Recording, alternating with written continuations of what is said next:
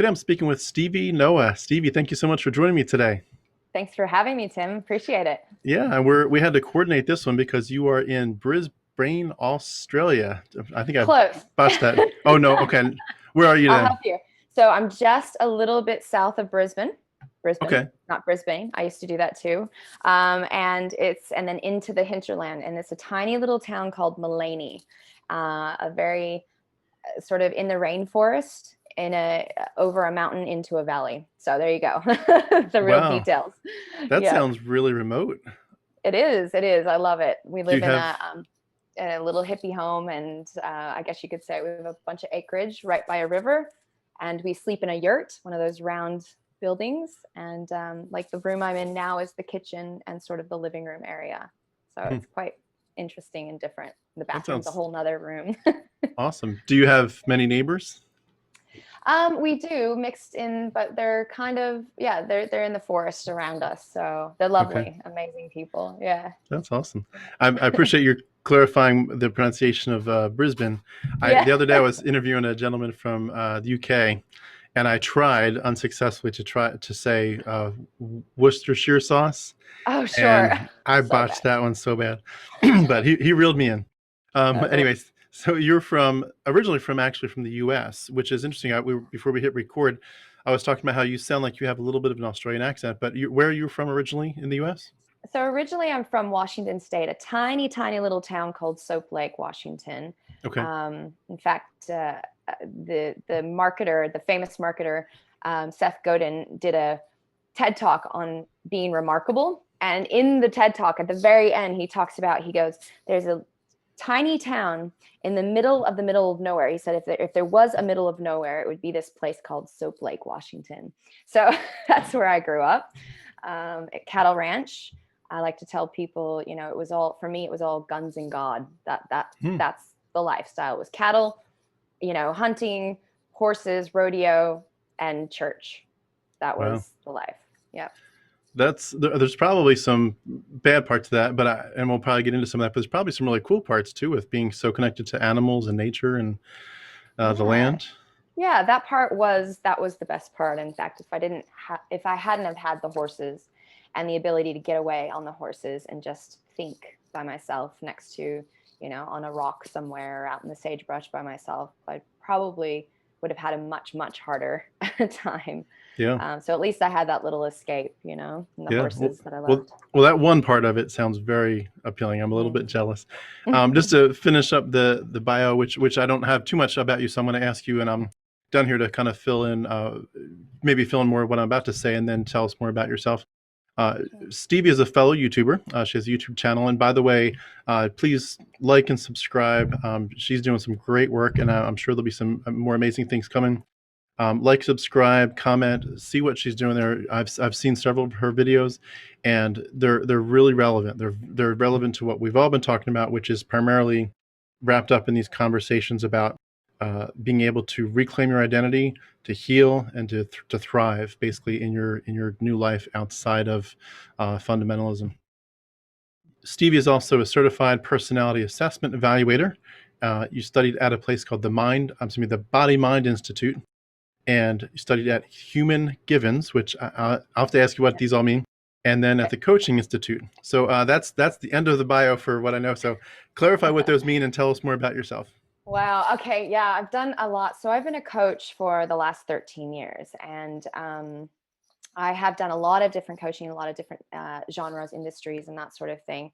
So I started out with the Coaching Institute, and the Coaching Institute is, not only gives me, it was 2 years, so it was a big diploma here in Australia in coaching. And I also did, within that was NLP, so neuro linguistic programming, hypnotherapy, and that sort of thing. So there's a lot that was encompassed in that.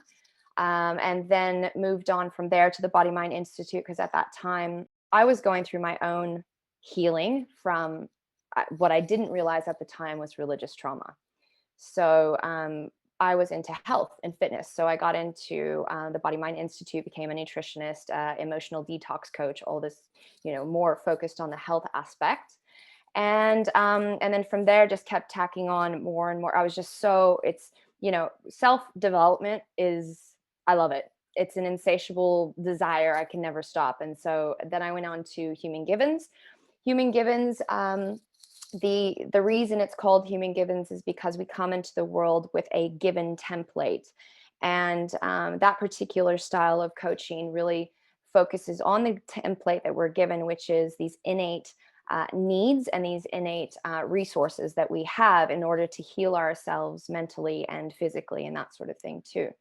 So that one deals a lot with trauma. And when I realized that religious trauma was a thing and that was the thing I'd been working on with myself so much over many, many years, that's when Human Givens came into the picture as well. So there's quite a few things that I've done in the last 13 years, but has all sort of now pushed me towards this area. So, Yeah, that's a yeah. great background too, just to have even when people are dealing with the emotional side of health, just to be able to have the physical side too, because if you deal with the one but not the other, often you're still kind of left with some pretty important issues to resolve. So it's cool that you're given the whole picture there. And I wanted to ask you too, you mentioned growing up in Washington State. How did you get from the US to Australia? What's that story about? Great question. It's a long story. Definitely part of the healing process. So, no one in my family had ever traveled. However, one of the few outside things that I got to look at, I was homeschooled on this cattle ranch. Okay. So all of my schoolwork, first and foremost, came from back then we didn't have computers like we do now. I'm 42 almost. So, computers were just coming in as a normal thing in people's homes. And at that time, my parents saw the internet as the devil. So it was literally part of Satan's plan and all that sort of thing. Yeah. But my lovely grandmother had access to National Geographic. So I'd always read those and I always wanted to travel. So for me, getting to Australia has been a long journey. But as soon as I was pretty much, I grew up, I went to college. Again, that's the devil. So I did a lot of things that were against everything that my parents wanted at the time. But I needed to travel. And so for me, it was a long journey of going to many, many different countries and enjoying and understanding other cultures. And at one point in my life, I was living literally like a gypsy. I had a bag of clothes. I would wait tables in one place for 3 months. I'd move to another either state or go to another country or do something. And then I ended up in Alaska for the second time. And then that's where I met my husband, my now husband. And so he was Australian, and that's how I got here. That's the short version of that. The gypsy life sounds like it has both amazing blessings and a lot of parts of that would be very difficult to deal with. I could imagine. There's a lot of challenges, but it was fun. It Yeah. was adventurous. Yeah. That's awesome. And you all have children? No, actually, we don't have children. Any pets? Yes, we've got a fur baby, Zeus. I'll bring him over here in a second. He's lying in the sunshine right now. So that's where we're at this point. Eventually, maybe some kids. I know I'm getting a little bit up there, but it's not a huge concern of mine. If it happens, it happens. And if not, we'll see. Well, it's if anyone watches your videos or looks at your website, it's really obvious really quick what you're passionate about. And we talked about it at the beginning, about when I described your YouTube channel, you're talking about healing, reclaiming your identity, recovering from religious trauma. But that obviously, even from what you've said so far, it comes out of a clear story that you have. And so I wanted to ask if you could just walk us through it and take as much time as you want to for the different details. But I'd love to hear where people are coming from, what they were taught, especially focusing on what you were taught about the biggest issues, such as how do you have a relationship or a peace with God? How do you know that you're going to go to heaven? And then just what that was like, both if there's good points to it, hopefully, and anything that was a negative at this point. And I'll just throw in some questions here or there to clarify anything I'm not sure about. Awesome, love it. Well, okay, to take it back a little bit, just so people understand where I came from, I grew up in a Assembly of God Pentecostal. Well, we started out as Baptists. So as a very young girl, we were Baptists. Another set of my grandparents were Baptists as well. And then another grandparent, the one with the National Geographics, she was Catholic. So, and then when I became a teenager, my parents turned into the Assembly of God and the holy rollers, right? Speaking in tongues, anointing with oils, falling down, like having practical seizures in the aisles, that kind of weird, crazy stuff, right? Hmm. So we had 3 different denominations in the family, and each of the family members, as much as we got, or we did the best we could to get along, we're all praying for each other's souls. So from a very young age, I was like, none of this makes sense, because if my one grandma that's Catholic she's got the wrong denomination, and then my Baptist ones had the wrong denomination, and we have the right one somehow, and then vice versa, they thought that we were wrong and they were. So Oh, I see. So the Baptists are praying for the Catholics yeah, and for the the Pentecostals, Catholics, and vice versa. literally, yeah. And Was it an issue of like they didn't think you were honoring God, but you were still saved, or that you might not have been saved at all? I think, I don't actually know, because they were all adults at the time. I think that they thought, I think it's the same as it is now. Like, everyone thinks that they're in the right religion, Mm-hmm. hands down. When they're a Mormon, they're the right kind of, they're in the godly religion, right? If they're a Jew, they're in the right kind of religion. If they're Pentecostal, if anything, they just all think Methodist, right? Lutheran, you name it. They all think they've got the one and they've got it right.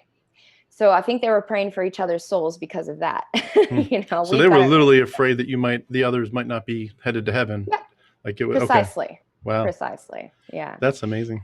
So at a very young age, I thought that was ridiculous, because it didn't make any sense. If God was one thing and Jesus was God, and all these, what was it? The God, the Father, the Son, and the Holy Ghost is all one thing. Why are we concerned about this little detail? Hmm. So anyways, it had me questioning from the beginning. And I was sort of, I guess you could consider me the naughty child. I was the oldest of 4. I was the one that questioned the most. I was the one that denied it a lot. I was constantly acquiescing, because if you don't, you lose your tribe and you get in trouble, and the punishment's real. I do know that my parents acted as much as they could out of love. I know that they could have done better, but they didn't know any better. All they knew was to turn to God or Jesus or whatever for everything. Yeah. So, and also they grew up on ranches, farmer kids, and punishments, that's just what you did. Yeah. And that's It the way sounds it like it worked. was very like multi-generationally sheltered a little bit. Is that fair to say? Absolutely. I think that religious trauma in general is transgenerational, because it usually is passed down over and over. And we're talking thousands of years now. Yeah. So, it's one of those things where they just didn't know any better. But I yeah, just so add kudos to you for questioning it, though. Like you said, you questioned thank it you. early. A lot of Yeah, us just, luck of the draw, and maybe to our shame, but a lot of us admit we did not question anything.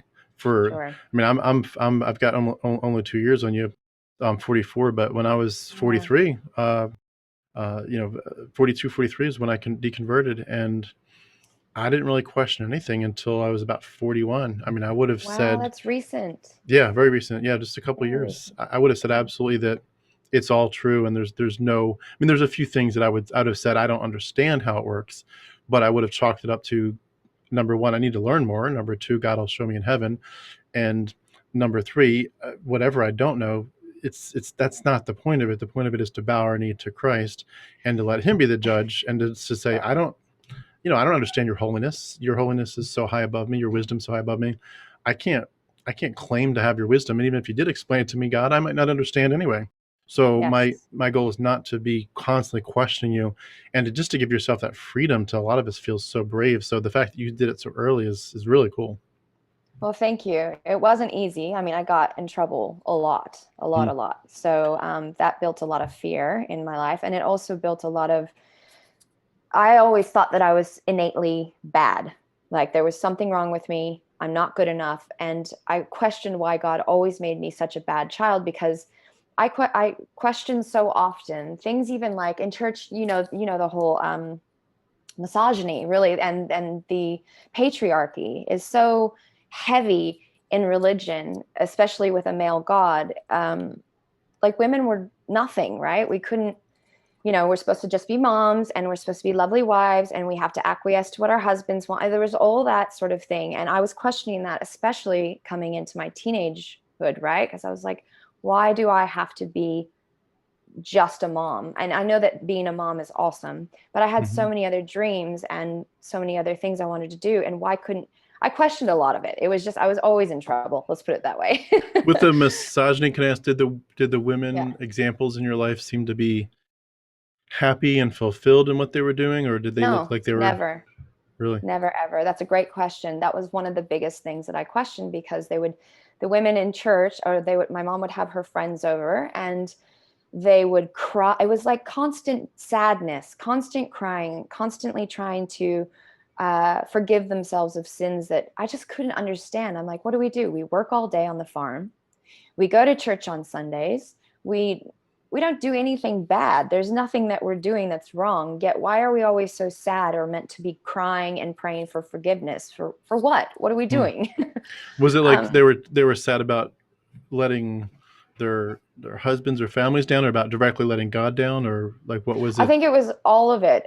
They're always, deep into devotionals, and they'd get together and they'd read devotions, they'd read the Bible, they'd cry and pray for. Yeah, so I don't at that time I was a young girl and I hated every second of that. It was like it Hmm. bored me, and I also disliked sitting around being sad all the time or being forced to be sad, because I was a naturally very upbeat, outgoing person. Even though I was homeschooled and not allowed to do what I wanted to do, I was just like, oh, do we have to do this again? Hmm. And anytime I would venture out, outside of things, and I did become a bit rebellious as a teenager for sure. I would pretend to have a sleepover with my friends or whatever, and I'd go out and try to meet people. And if I got caught or whatever, then it was she'd bring her friend over and they would sit me in the living room and they would just hours upon hours, just the devotions, the prayer, the making me admit to sins that I didn't really do. Like it got so bad that I would cry so much. I knew that they wanted me to cry. They would tell me what a sinner I was because I didn't obey and I didn't believe properly and I didn't acquiesce properly. And so my eyes would be swollen so much because I'd just be crying and crying until finally okay, fine, I admit the sin, right? I'm a bad girl, all that stuff. And then they'd finally let me go. Um, but that happened so often. And this is when, sure, I was sneaking out with some friends, but I wasn't doing anything wrong, that I finally just started drinking beer. When I would go out, I was like, if I'm going to get in trouble for this, I'm going to drink some beers. I'm going to have some fun. I'm going to kiss some boys, that kind of thing. So it was quite rebellious. Hmm. Which would have been a pain for my mom, of course, and my dad, but just none of it made sense for me. And I was just always pushing the bar a little bit. It's Now, interesting that you talk about the misogyny part of it, and as well as yeah, the patriarchy, because yeah, that, like, I understand, because I was from that background. I know what you mean, and when you're in it and you really like it, like yeah, you like that system. It sounds yeah, like you didn't, but when you like it, no. when you see like the girls that don't fall in line definitely Mhm. stand out, Mhm. and you're kind of, as a from a guy's perspective, you're kind of not groomed. I was going to say groomed, but it's more like you're just used to this idea of what a really good woman looks like, Mhm. and you just kind of get this mental picture. And so when you do get someone who falls outside of that, it does make you question, like is that person going to be good marriage material? Like, because there was this sense a lot of the guys had of like, look, don't look for a girl that's just going to say like, I just want to do whatever you want. Like, look for a girl that's really got her own mind, that's strong, that's Sure. it's like Proverbs 31, it's industrious. A girl that's just super quiet and super, willing to follow you wherever, may not have her own mind. She may want to just have your mind and kind of copy you. And they were like, don't look for a girl like that. So you looked for a girl that was kind of pushing the edge a little bit, but But but not not too too much, but much. not too much. But it's really interesting that you talk about the feminism, because that was my first major introduction to the whole idea of deconstruction, deconversion. In this sense, I grew up with this friend who I've got her interview if you ever want to see it, but a friend named Susan Walton, Mm. and she and I grew up from like kindergarten, like little kids, and she and I memorized thousands of verses together in Bible quizzing. We were the good kids. I mean, the really Mhm. good kids that everyone knew. And out of the blue, as a young adult, I get this email from somebody like, "Hey, did you hear about what happened to Susan?" I was like, "No, what? I don't. We haven't stayed in touch for a while. It's been a while." And like, she's like left Christianity. I was like, "No, not her." And I reached out to her and I said, "I just curious, no attacks here. Just curious, what's up? Like, what happened?" And she talks about the patriarchy Ugh, and yeah. misogyny. And at the time, I was like so in Christianity that I just didn't have the ability to even like understand what she was. I mean, I understood the words, but like the implications of it. And I was, and you're kind of groomed as, and I'll wrap this part up. You're kind of groomed as a man, especially, maybe as a woman Mm-hmm. too. But you're groomed to think of ultra feminism as pretty much the work of the devil, as a way Yep. to take you away from being like a Titus 2 woman, discreet, chaste, to keep her at home, lovers of your husband and children. Like, that's the best life. So if you're talking about feminism and you're trying to say, you know, do something else besides have, a whole big army of children that are, what would the word be? Soldiers for Christ.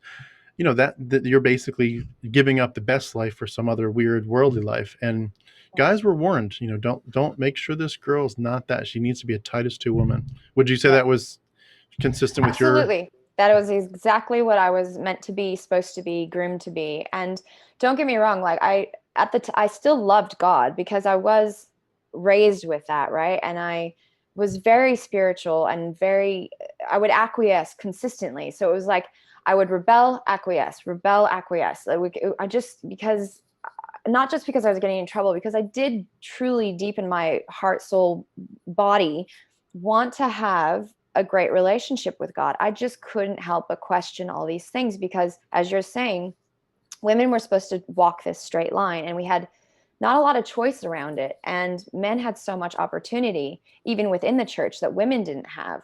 And it just didn't make any sense to me at all. And a lot of things in the Bible made me question God's actual love for women. First and foremost, that Eve was the evil one, you know. And then, of course, we got to go all through this pain now, pain, child, all of the sins are because of a woman. And that really bothered me a lot. And the other thing, considering the fact that, even through all of the Bible days, like men could have multiple wives, like it was bad that Eve sinned, yet men could get away with all kinds of things and it was okay. Um, Yeah. I remember questioning, is it Joe? I want to remember, I can't remember the Bible story. And you have to remember, like, I left it when I was 20 something and I went far, far, far away. And we'll get there in a second. There's a story when the father has the crowd. It was Lot. Lot. Thank you. It was Lot and his two daughters. Yeah. And the crowd is coming, right? And they want the guy that's inside with them. And Lot is going to give, I remember this because it hurt me so bad. And it made me look at my father differently. He offers his virgin daughters to the crowd to what? Rip them to pieces, to rape them incessantly. And I was sitting there going, oh my gosh, because I knew at that time in my life, my parents loved Jesus more than me. That was my innate feeling, Hmm. that I was second best always. And that's what you're taught to do. Yeah. And I thought, God, if this happened today, would my dad, who I love and who I felt was my hero, throw me into a crowd of these types of and that just made me cut off. It just cut trust for me with, like, what kind of people, how is that love? How is that God? How is that kindness? How is that any sort of, I don't know. It just, for me, everything that we were going through constantly made me question these things. And then Yeah. I had to marry Jesus. So I went through that purity movement. And Can you take us through yeah, that step by step? And I want to go back to the Lot thing in a minute, but since you went into the okay. marrying Jesus, what does Yeah. that look like? Because even I'm not familiar with that part of Okay. the experience. Well, okay. So basically, because I was constantly questioning and, as I said, rebelling, so I did lose my virginity quite young. I think I was 15 years old when I lost my virginity, and it was it was just a very nice guy, a very nice guy. It was a fabulous, actually, if it was any other sort of parent situation, my mother would have been proud of me because he was kind, he was loving, he was gentle. It was so wonderful. And I was so lucky to have that experience. as my first time. But of course, when my parents found out, it was turned into the worst thing on the planet Earth, right? And the punishments was awful, and everything that came after that. So then I had to go through, it was the purity movement, Josh Harris and his book, I Kissed Dating Goodbye. Of course, he was 21 years old and he was a virgin himself, and he no longer is a Christian, which is ridiculous. But all of our parents decided that this was the end all be all, the best thing you could ever do. And so then I had to go to church and I had to marry Jesus. I had to go through a ceremony. I had to get a ring, and the ring said something about saving myself for Jesus or for my husband. And I had to be re-virginized in that way. And it was very embarrassing. And the guy that I was with didn't have to do anything at all, even though he was a Christian guy. Nothing. Was he in the same church? He was in a different church because he was in a different town, but he was still growing up during the purity movement. But he didn't have to. It was just my problem. That is so. And I can't even find the words for it. Yeah, he used to tell me, he said, what did he call me? A temptress. He used to say I was a temptress, and he just blamed it on me, even though after I re-virginized, and I was committed at that time for a time, I was, did it and meant it. And again, there was another moment of acquiescing to what everybody else around me wanted. And I was committed, but it was him that had me break that promise.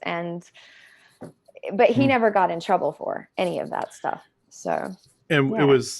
It sounds like it was clear then to the people watching you do this marriage to Jesus that this wasn't just like I'm wearing a purity ring and promising. This is like you had to first kind of confess. Oh yeah. Yeah. Okay. So you were publicly shamed, basically. Yes, absolutely. Absolutely. I had something like that happen that I observed as I was very young. I don't even know how old, even 8 or 10 years old. It was very, very early. But I remember it was a Baptist church, and this girl, I don't know enough details to know if she was forced to or if she just wanted to, which is possible. But she got in front of the church on a Sunday night and told everybody, "Hey, I'm pregnant," and she certainly wasn't married. And it was, very tearful. And it was that sense of like, I want to make this right before you all. And it really. It broke my heart for a lot of reasons. As I look back on it, at the time, I just thought this was normal. But you think a lot of thoughts, but one of them is, this lady, as so many ladies are, they're staking their value on their virginity. Everything. And this sense is like, you are now permanently damaged goods. You are a vase that has been dropped and super glued back together, and pretty shoddily at that. Yep. And that message is just... it's so destructive. It's prolific through all of religions. I mean, any Abrahamic religion, again, Judaism, Muslims, anything that's one male God at the top.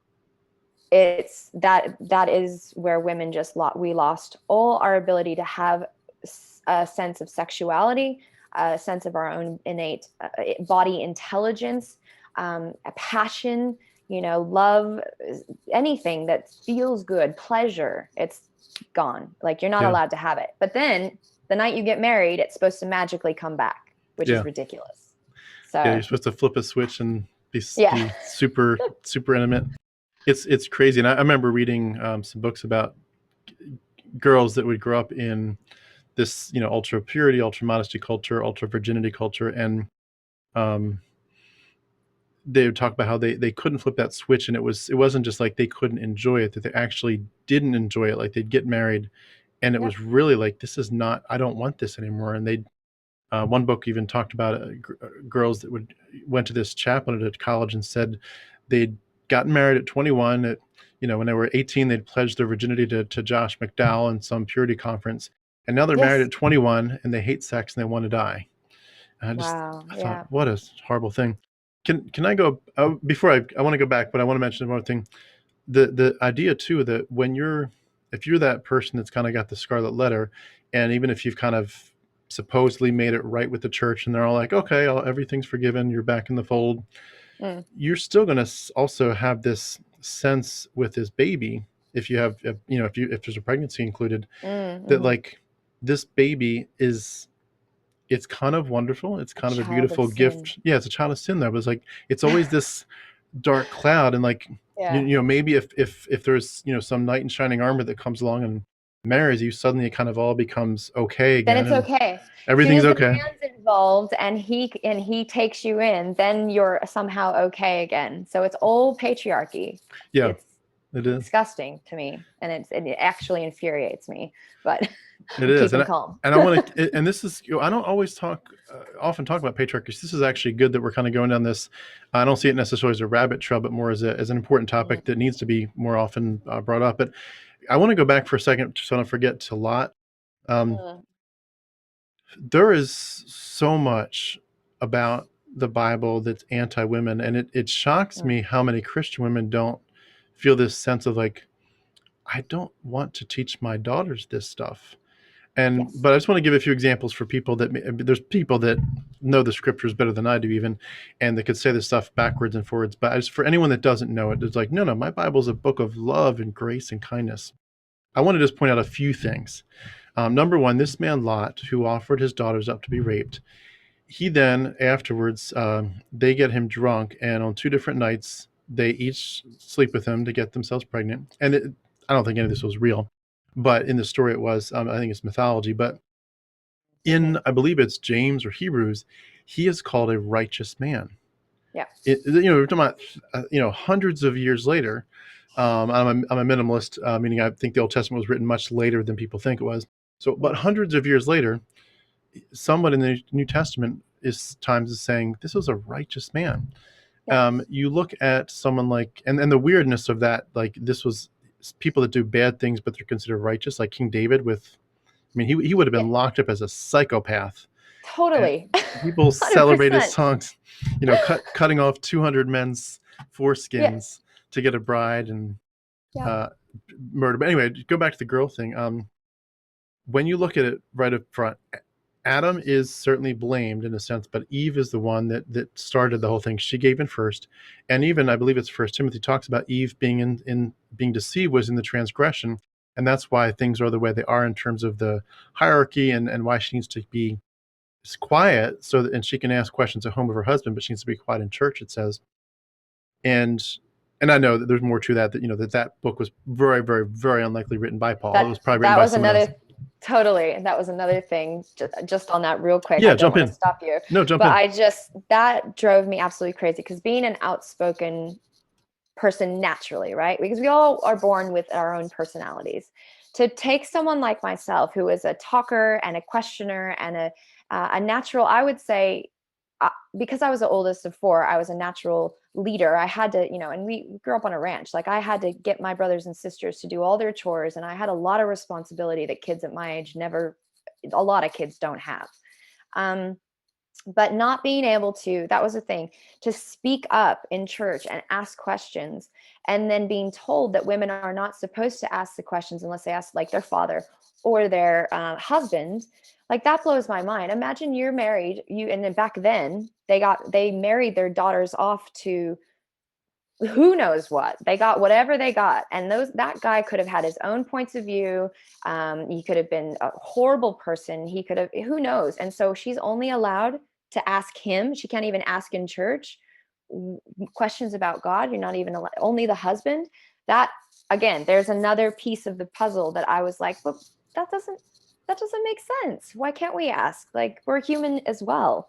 So anyways, I'll Yeah, yeah no, go it's on. good. Yeah. It doesn't really end, and there's so many passages like that that really put women. I mean, there's a few where Paul talks about the women who are Mm, with him in ministry, but so many of them, and it's you can tell that they're fighting, like in the passages where it's like, I mean, a non-misogynistic one is where Paul talks about in Corinthians, like, look, there's no problem eating meat that was sacrificed to idols because there's really no other gods, so it's really sacrificed to nothing, so there's no big deal. And then two chapters later, someone's saying, "Don't do it. Have nothing to do with because this is sacrifice. This is like the devil's work." And so it's like you guys are arguing. People are interpolating within the passage, and then you get this sense where Paul talks about women, like don't pray unless your head is covered, and then someone else is saying, but your hair is your covering, and but so your you're like, hair is your gift and all that. Yeah. yeah, and it's like it's crazy, but it really goes a lot of examples, and I'll just give three or four here, and then we'll move on. But number one, the Adam and Eve story is pretty nasty, but the Book of Enoch is quoted a lot. It's quoted a lot in the Old Testament. It's quoted like at least 100 times in the New Testament. It's a big deal. People don't even realize it.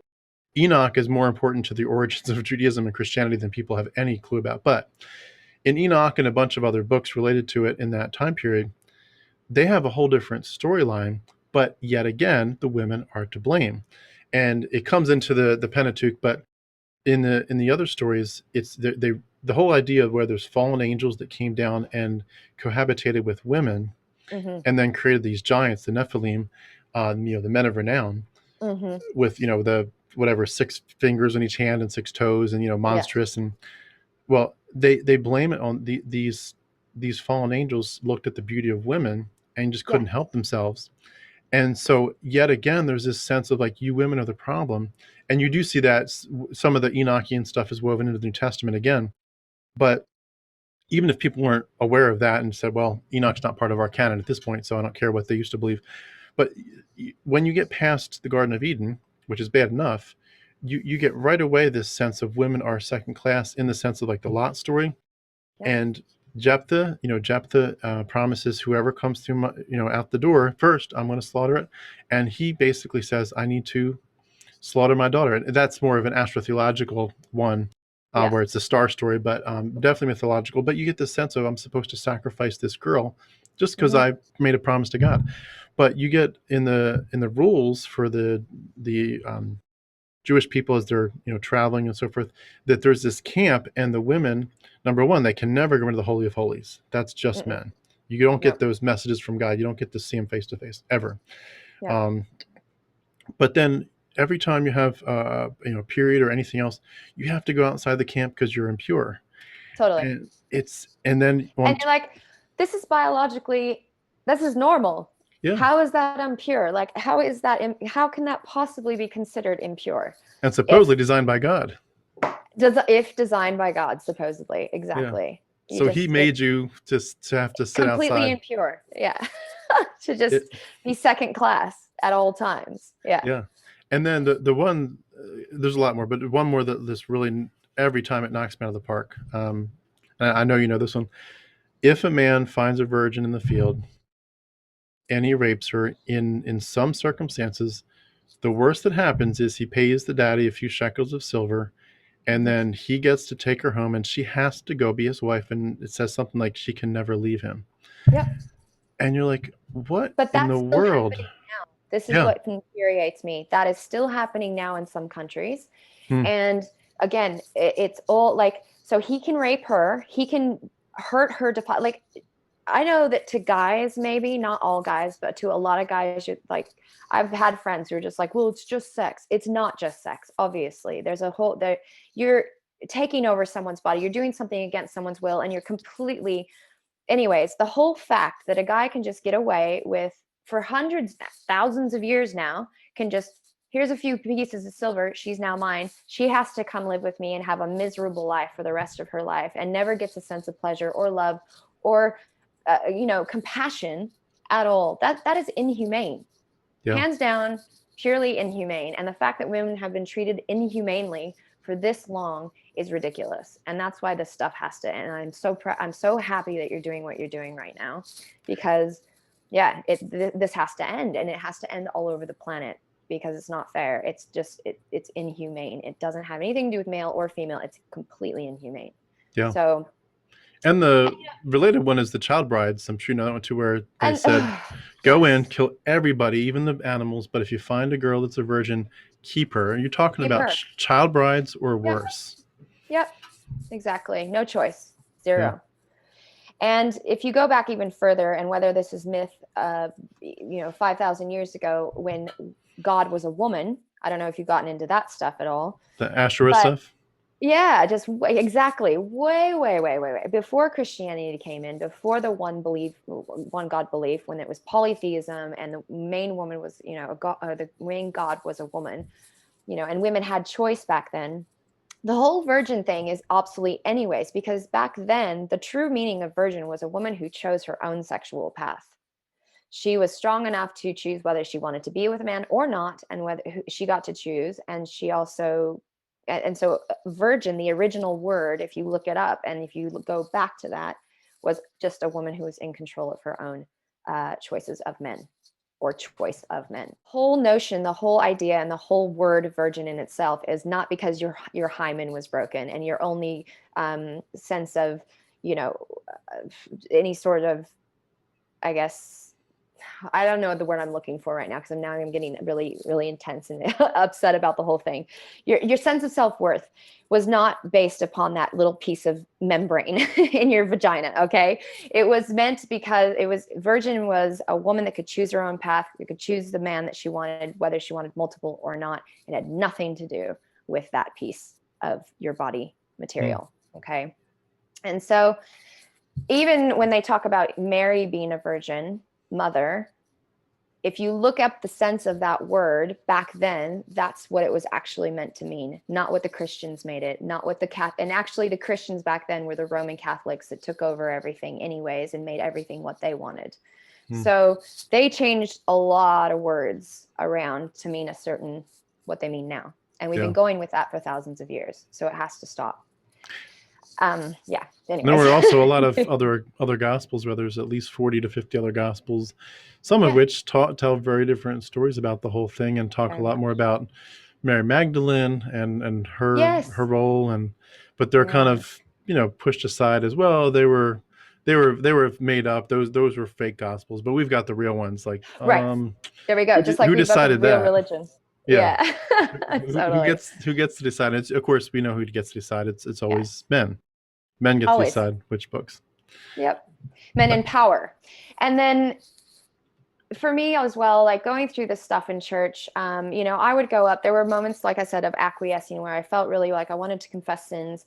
And, I was homeschooled. So the amount of sins I could actually like make happen were very minimal in the grand scheme of, of what a lot of teenagers could do. I couldn't do anything. I wasn't allowed to leave the house. We lived in the country out in the middle of nowhere. Like there wasn't much I could confess, right? Except for maybe thoughts that I had and those kinds of things. I remember going up in church and he's anointing me with oil. The preacher's anointing me with oil, and there's people in the church are speaking in tongues and all this stuff's happening. But I'm having a real moment of, I want to confess my sins. Who knows what I did? And maybe I masturbated or something like that. And I'm crying and I'm having a moment, and the preacher anoints me with oil and then pushes on my head because he wants me to fall down and he wants me to make a big scene in front of the church. So I push back, and then he does it again. And I open my eyes and I look at him and I push back, and then he sort of just leaves me alone and walks on. And that was another moment of me going, this is a show for this guy right here, for me to show off for him, to make him look like he's an amazing pastor, an amazing preacher. And it's those many things that just, I was constantly questioning, Was that the same thing as being slain in the spirit that they were going for? Or is that something different? Yes, that's exactly what it was. And they have the person come behind you in case you fall and that sort of thing. And so he preaches and he's praying on you and he's kind of speaking in tongues at the same time and all that sort of thing. Yeah. It's funny you said I had someone that I interviewed. I still have to post the interview, but if I remember this story correctly, he was in that environment too, a Pentecostal church, and he was supposed to catch somebody, and he said he accidentally didn't. Whoops. And it was like really a big deal. Like they really got hurt bad. I'm sure that's embarrassing. It must be. So I was just like, I was appalled at that moment. And I think during that time as well, for me, and this is a story I really want to talk about. Yeah.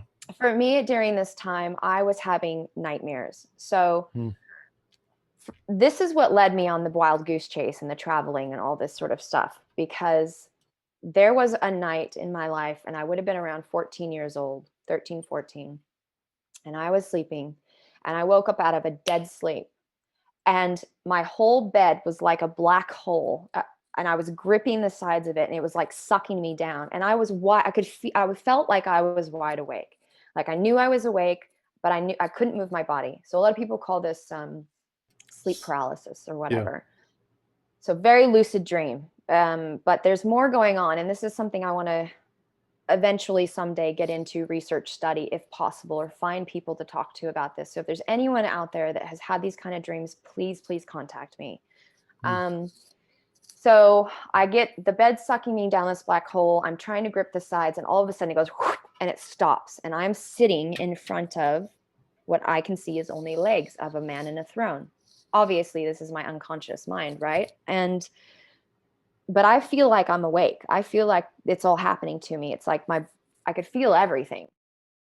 And this God goes, "You are bad," and touches my head. And all of a sudden I'm in my bed, and I've got demons crawling all over me. They're strangling me. I can't breathe. I can't speak.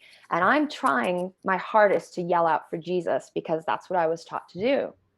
And so in my mind, I'm like, Jesus, Jesus, Jesus, but nothing's happening. They're crawling all over me. They're choking me. It was awful. It was the most, if you can imagine a nightmare, how do I explain it? The worst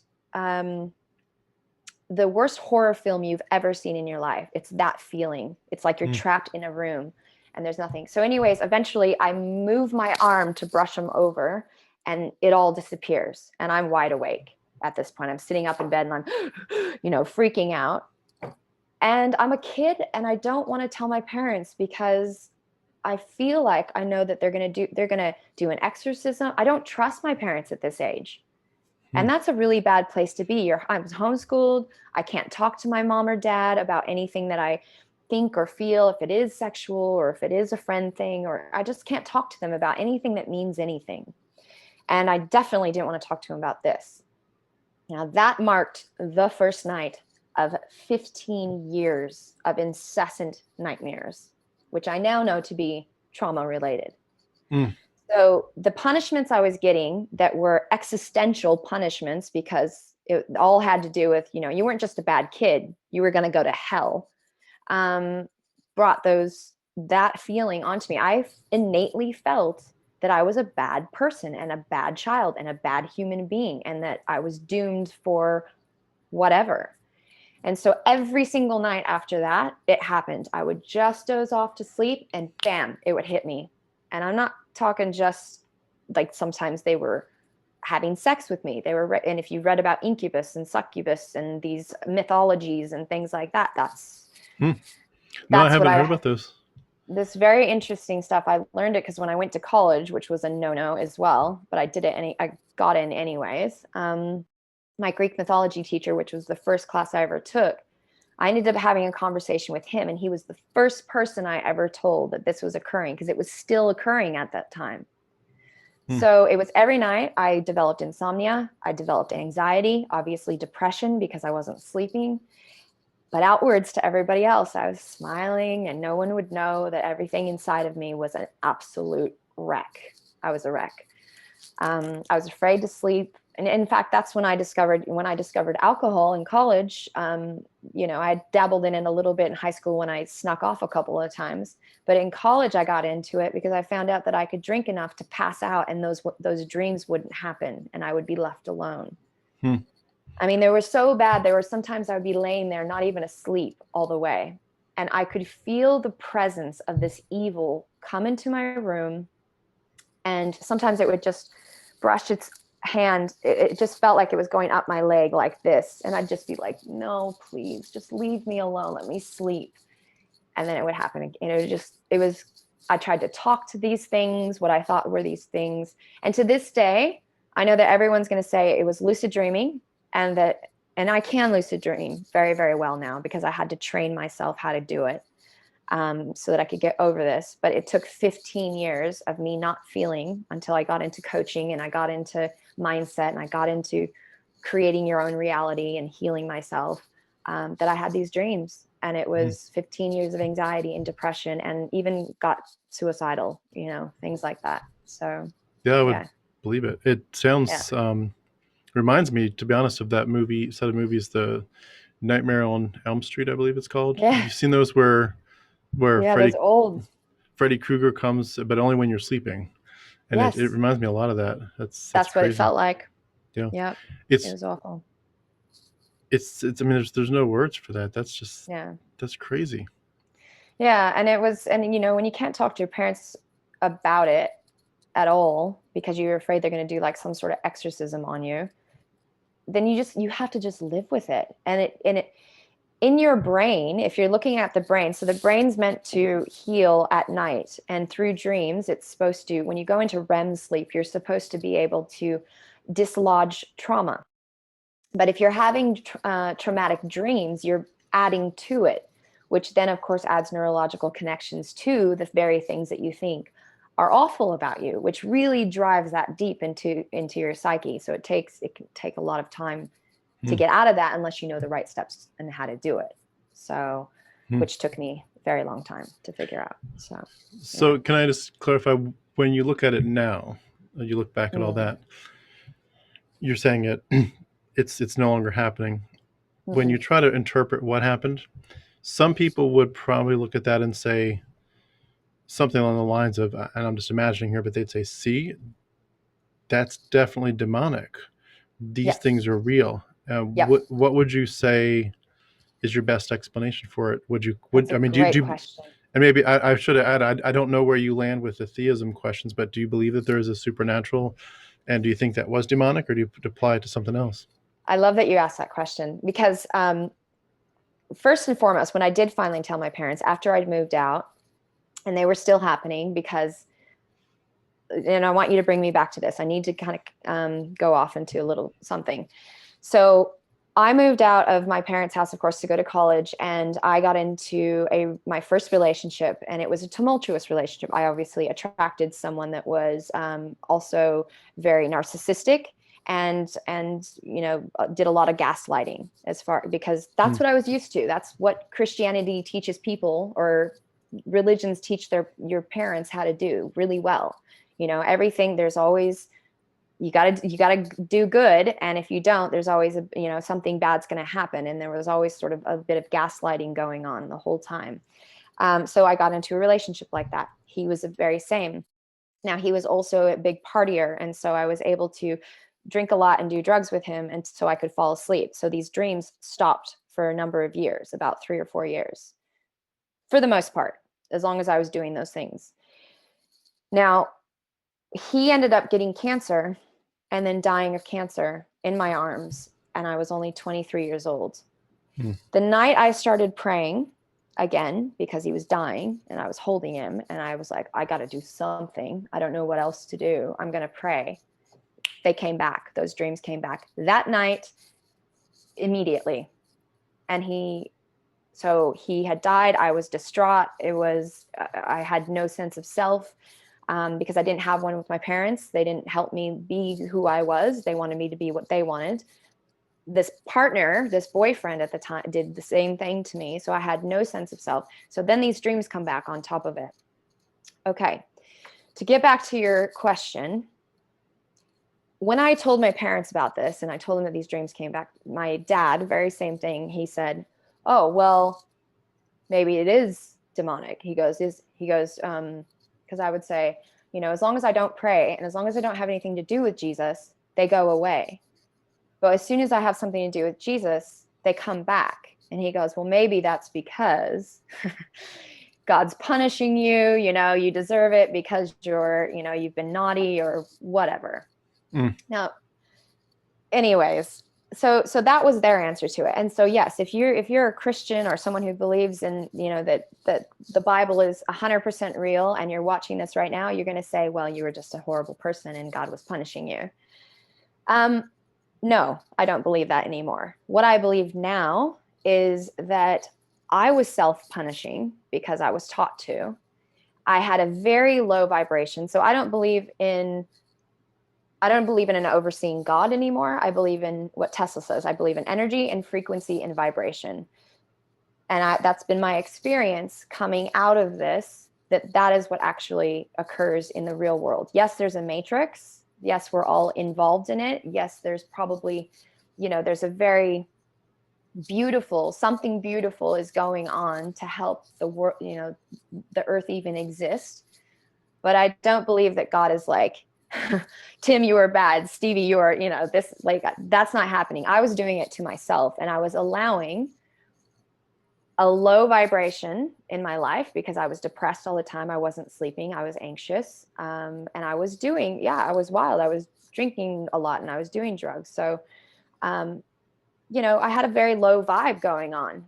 And until I started meditating, until I started learning NLP, neuro linguistic programming, until I started to learn to change my mindset and recreate the life that I wanted, reinvent myself completely, they didn't go away.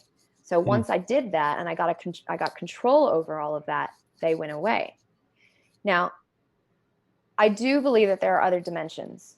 I do believe that there are higher dimensions and lower dimensions, and I think that science has proved that as well. And or at least quantum physics has.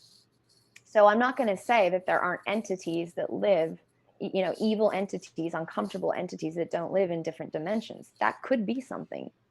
And if you ever had the dreams like I had, it's hard not to believe that there isn't different dimensions of some sort. Yeah. It's And interesting that you say that though, yeah. because I do know that there are suggestions for things like you said, like the quantum Yeah. physics and vibrations. I'm not prepared to personally buy into that, but I certainly respect that there are people that have done a lot more research that are at a different spot with that than I Totally. am. But I will say it. The reality is that there are things going on that are so mysterious that Yes. whatever, like, if you're at a point where you have to get a resolution, you have to find some answer. Something. And I Yes. understand that that was like you had to find some way to explain it, so I certainly respect that. I am curious though, like when you say it started right away again when you started praying to Jesus, Yeah. do you think that was the religious trauma just being triggered? Like, how Yep. you might see in a movie, Absolutely. like somebody's like in Vietnam maybe, and Yeah. like and they have a flashback to where they're just seeing bombs and hearing machine guns, and then they come back to to the United States or whatever, and they're in their life, their normal life here, Yeah. and everything is kind of calm and they don't really have an issue. But then all of a sudden they'll hear like somebody will drop something really loud, or a Sure. car will crash, and just the fact that it was so similar to what they'd gone through that it just kind of brings it right back up in front of them. Totally. Do you feel like that was going on, or was it something? Do you feel like it was something bigger than that?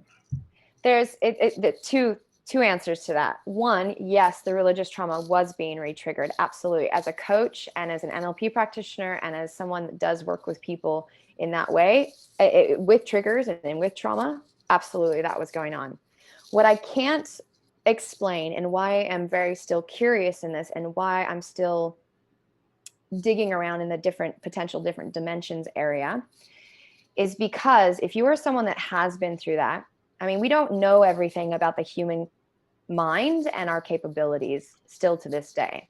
So we don't know that if we go into alpha, beta, gamma sleep, or whatever, we go into those those brainwave frequencies, we don't know yet because science hasn't looked at it or proved it or anything, if we can actually access different dimensions or different dimensions can access us at that time, if that's a possibility. We don't know. But if you talk to anyone who's been through what I've been through, and I have, it's very real in that moment that there Yeah. is something else in the room. I saw it, lots of times pulling me out of my body, and I was looking back at myself sleeping, trying to get back into my body. So these are things I can't explain unless I say, Yeah. yes, it was lucid dreaming. Yes, it was religious trauma. But there are things I can't explain, like those things. There are things I can't explain, like I had my very first partner after the one that passed away. He ended up having, like, I remember him waking up in the next morning and he was ready to leave. Like, I just finally started dating again and, got over the wanting to commit suicide and all the things. And he was shaking in the morning, and I was like, what's wrong? What's the matter? He's like, I don't know if I can be with you. And I was like, why? What's happened? In the middle of the night, something grabbed his legs and pulled him out of the bed and strangled him. And so he was describing, he's never had it before. He didn't have religious trauma. You know what I mean? Like, there was no reason for this guy to ever have an experience like that. Yet something in my room where he was, or whatever, this occurred to him.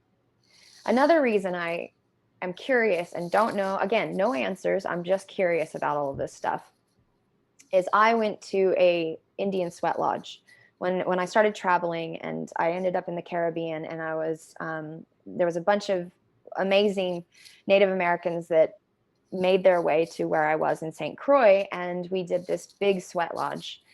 And during the sweat lodge, we had it was very thick, so it's very thick furs, and we're up against him, and he's hi, doing the sweat lodge thing.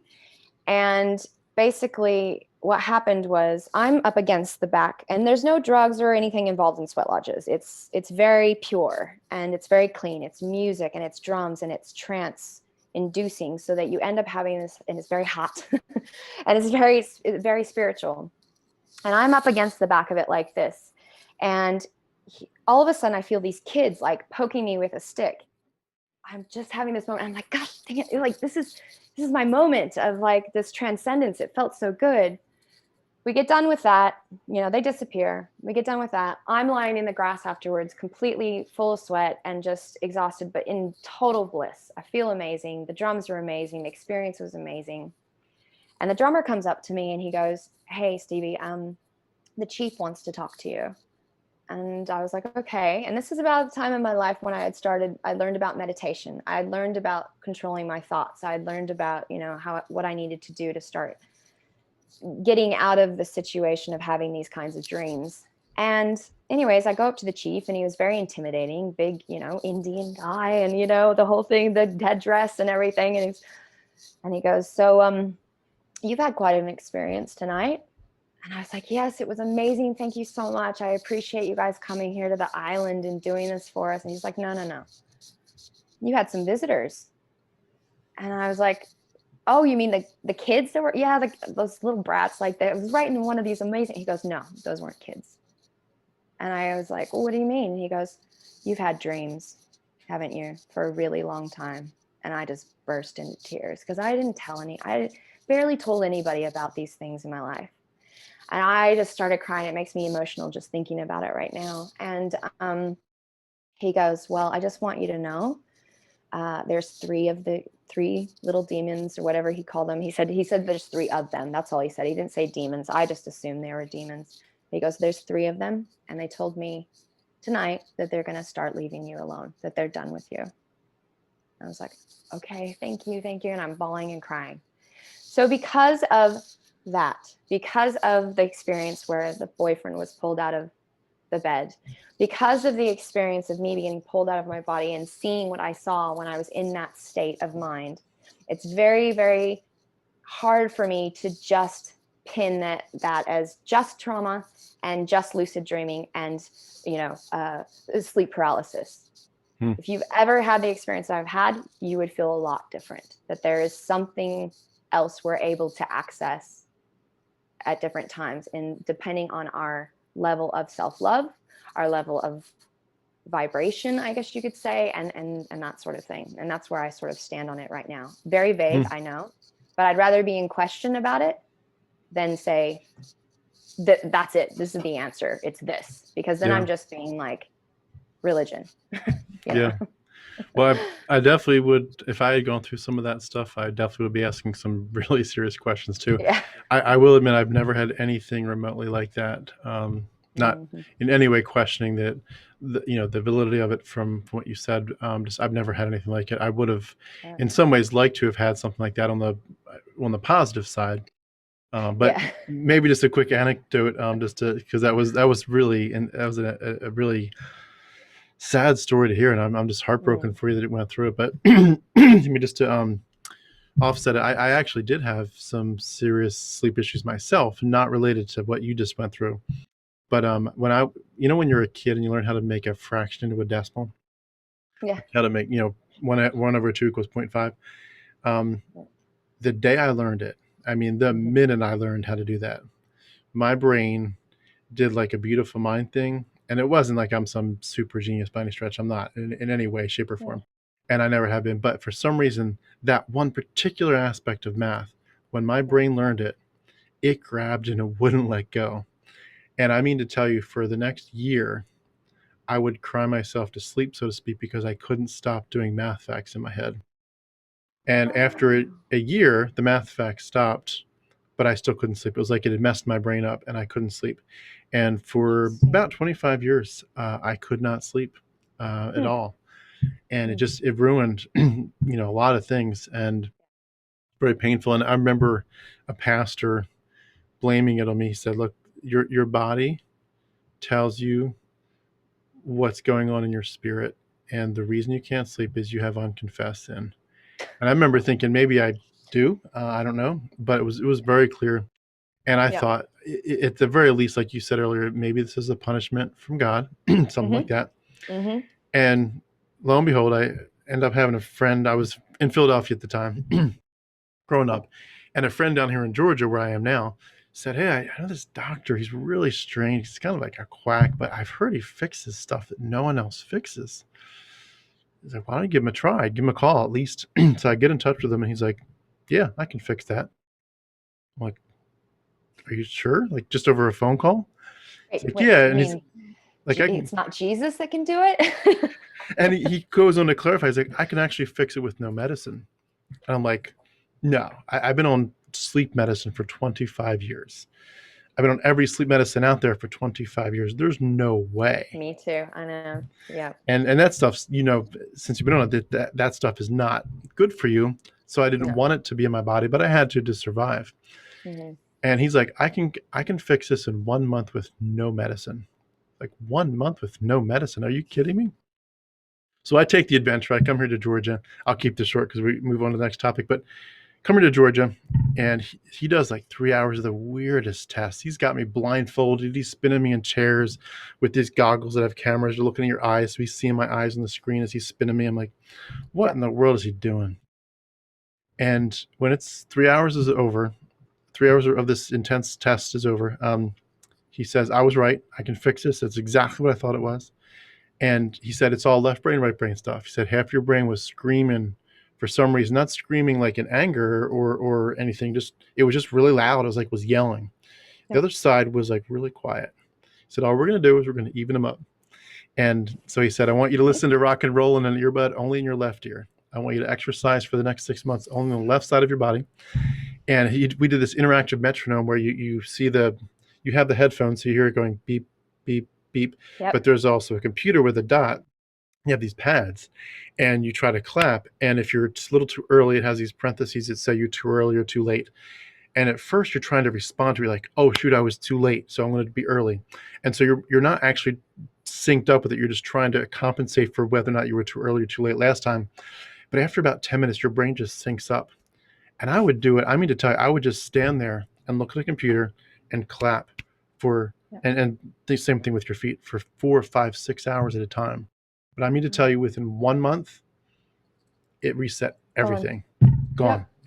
Isn't and that no, not a amazing? sin issue. Isn't that right? And so, but you do, so exactly, it's not a sin issue. It's not at all. But you think that, especially when you're having those kinds of dreams that I was having and other people have had, because you think that it's a sin.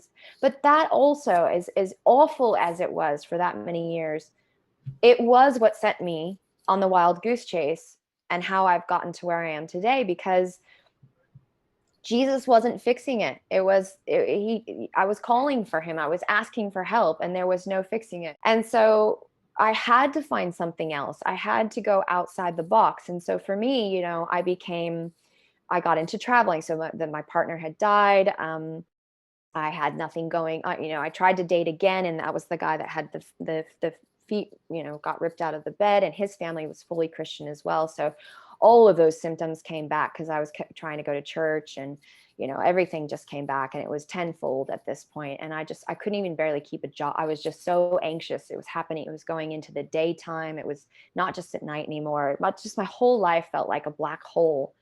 I And I believe it. thought, God, if I just stay on this path, I'm never going to have a life. And I knew that my mom was always, sort of crying and sort of a little bit depressed. And his mom was the same. And I was like, I do not want to end up like this at all. And I still was having the dreams. And so I just, I just did what a crazy thing again, rebelled against everything. And, all the families were up in arms about, you've got a good Christian man and you've got a good Christian lifestyle. Like, what are you doing? And I just left, and I grabbed a bag of clothes and took my car. And first place I went was Colorado, because I had friends there, and I slept on their couch for 3 months and I waited tables. And that's where I began to really unravel a lot of things. I stopped going to all churches. That was it. I would go instead into the mountains, and I would pray in the mountains, but I just would take walks and hike and go by myself. And I just needed to be in nature. And then from there, I ended up in Alaska, and then I went to India, I went to Thailand, I went to South America. In South America, I had a phenomenal experience with ayahuasca. What is that? Ayahuasca is a plant medicine. Okay. And okay, so wow, you didn't know about ayahuasca? No, not saying I shouldn't know about it, but no, I don't think I have heard about it. If I have heard about it, I must be having a mental blank. But no, I don't think it rings a bell. It doesn't ring a bell. Okay. Well, for anyone else that's watching this right now, ayahuasca is a plant medicine. It has been used for eons and eons in South America. It is, it's a detoxificant, but for the body, but it's also, it releases, it basically gives you an experience, a spiritual experience beyond this realm. It takes you out of your body.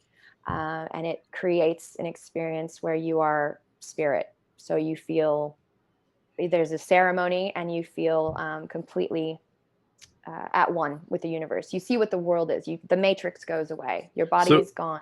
So is it a psychedelic then? It would be it's considered a psychedelic. Okay. But I asked during that session, because I wanted to know what happens when we die.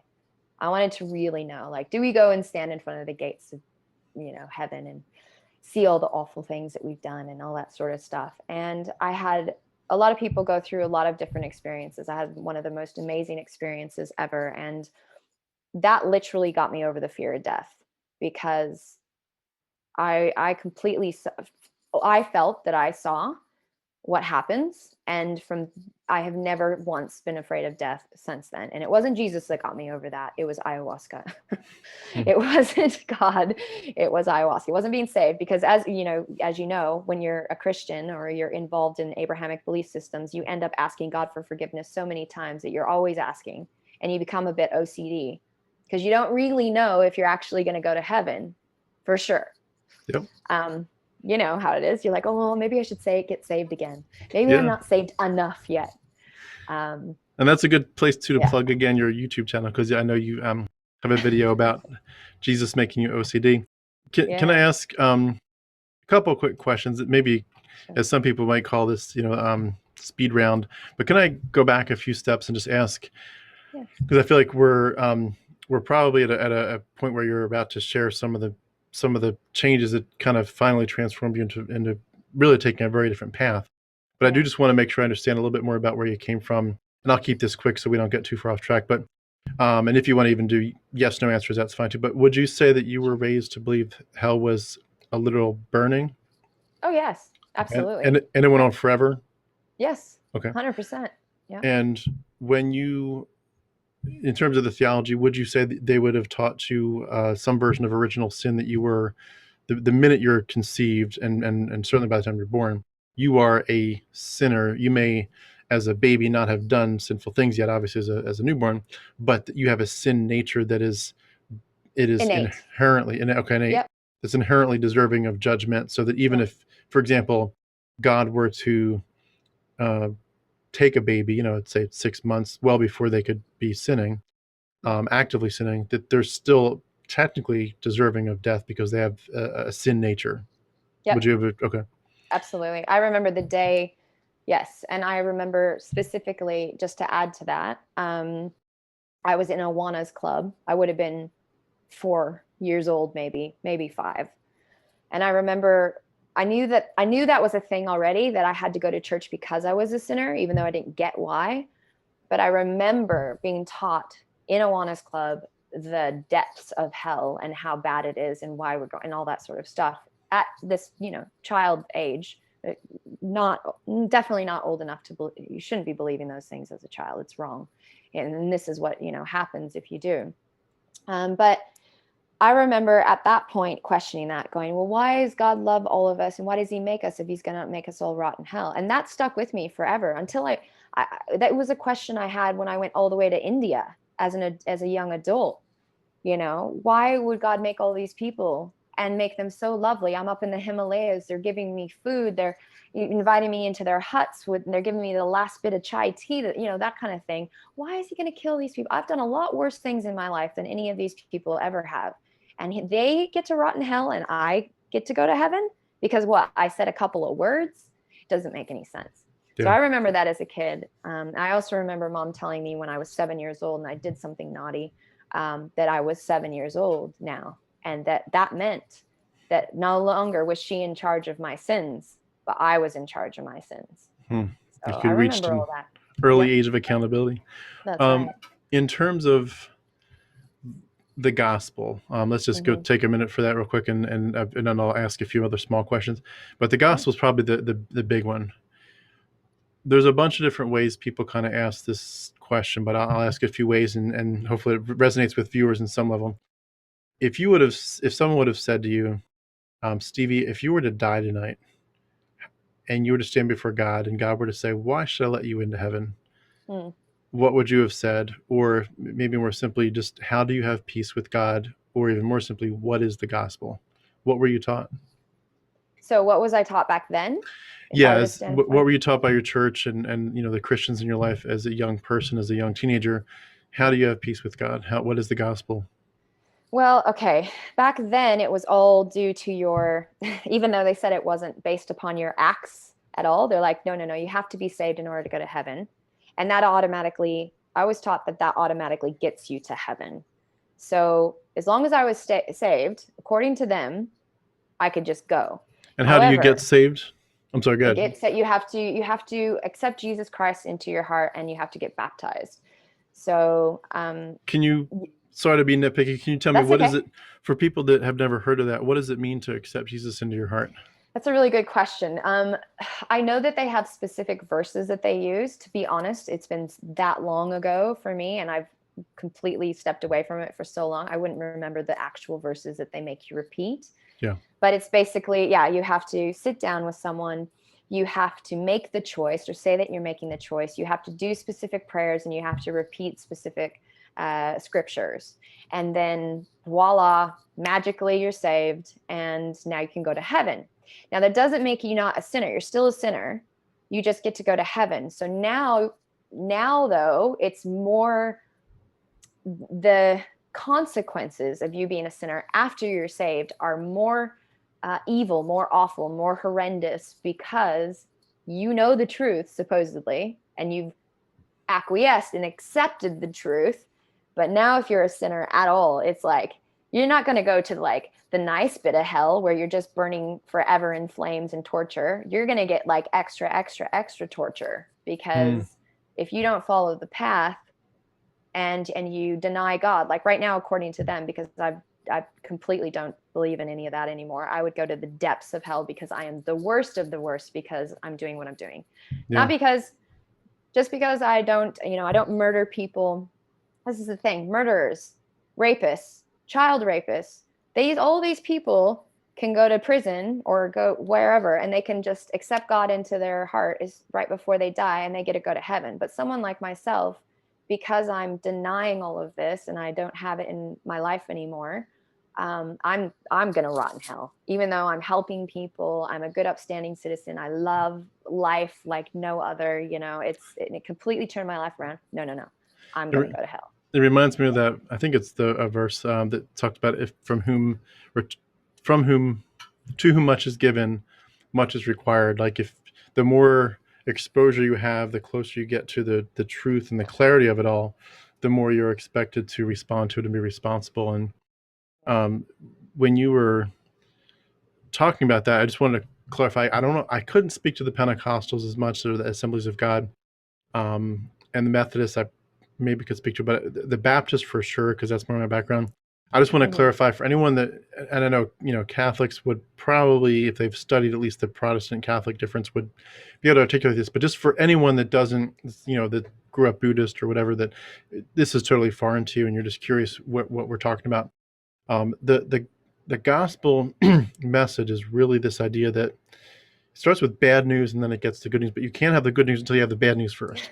Yeah. The bad news is, number one, you're born in sin. Number two, you add to it active sins, whether you lied to somebody, or even like sins of omission where you just failed God in some way. He said, step up to the plate, be pure. You didn't do it. You didn't actually take an action. You just failed to obey him.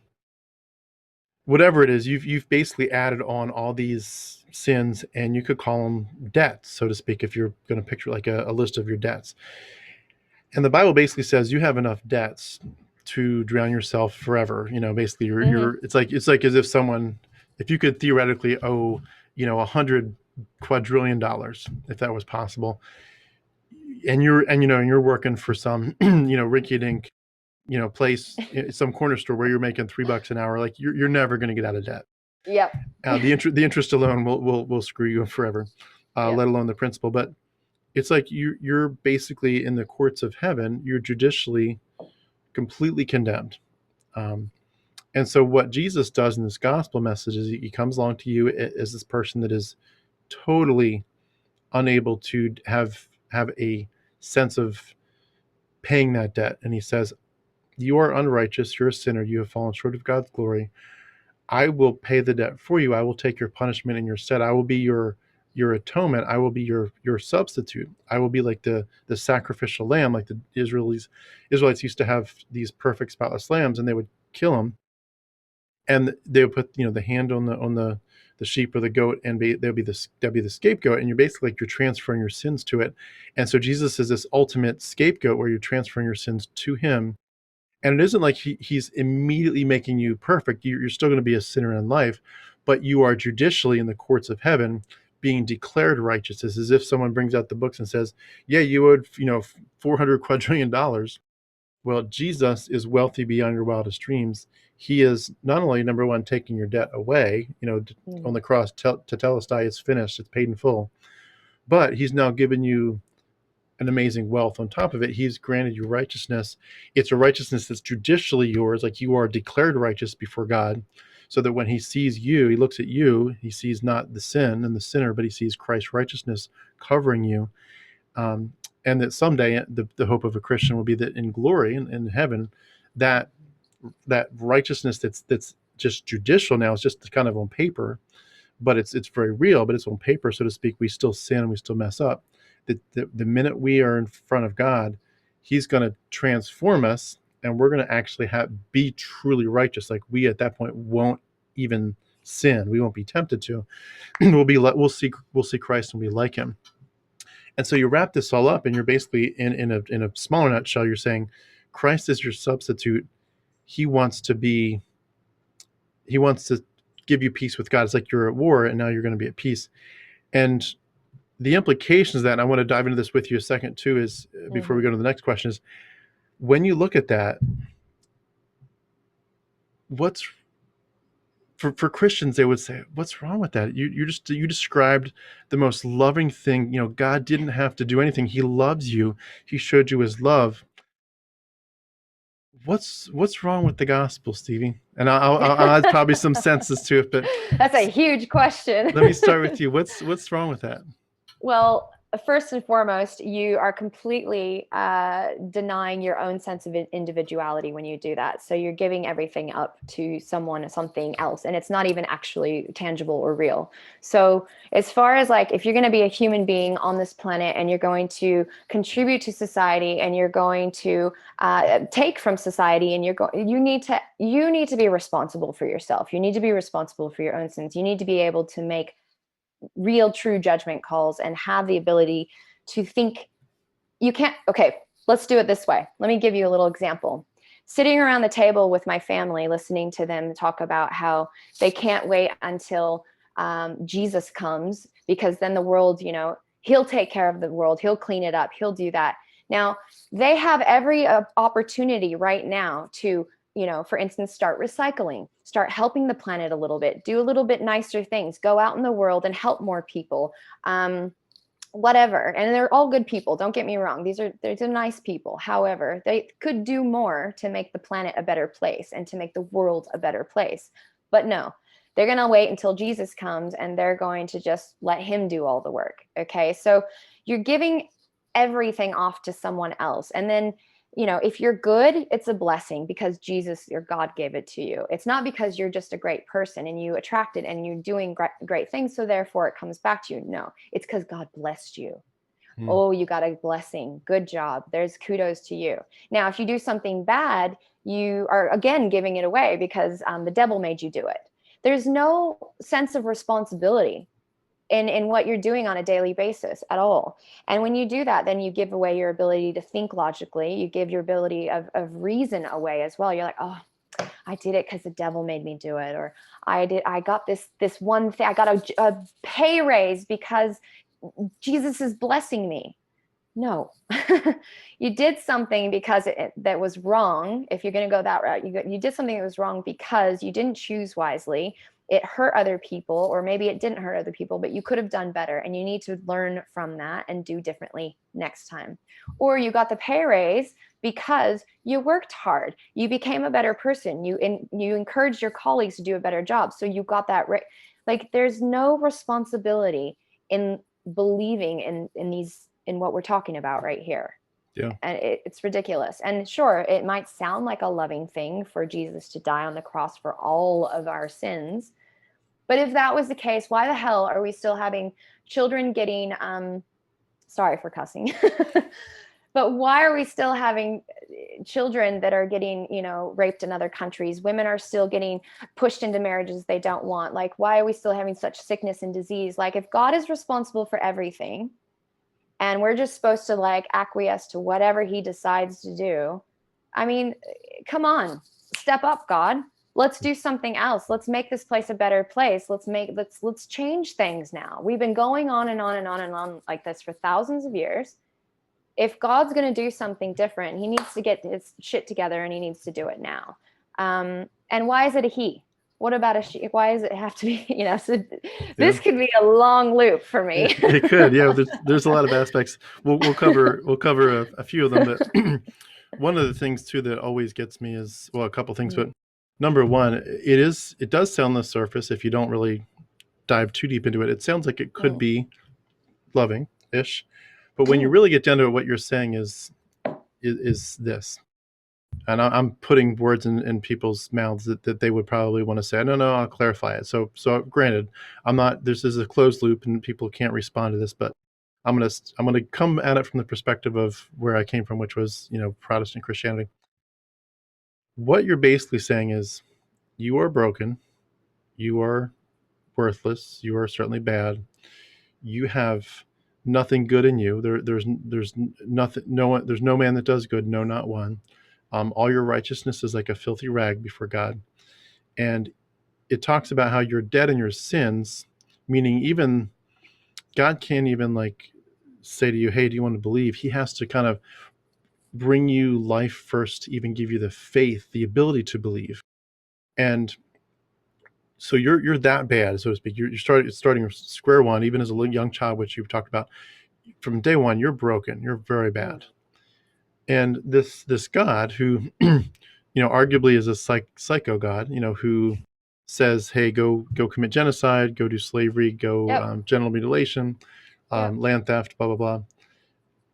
When his own people ask for bread and water, he gives it to them and then immediately sends snakes to bite them and kill them. Nasty stuff. But when you get to salvation, he basically says, look, you have a big problem. I want to fix it for you.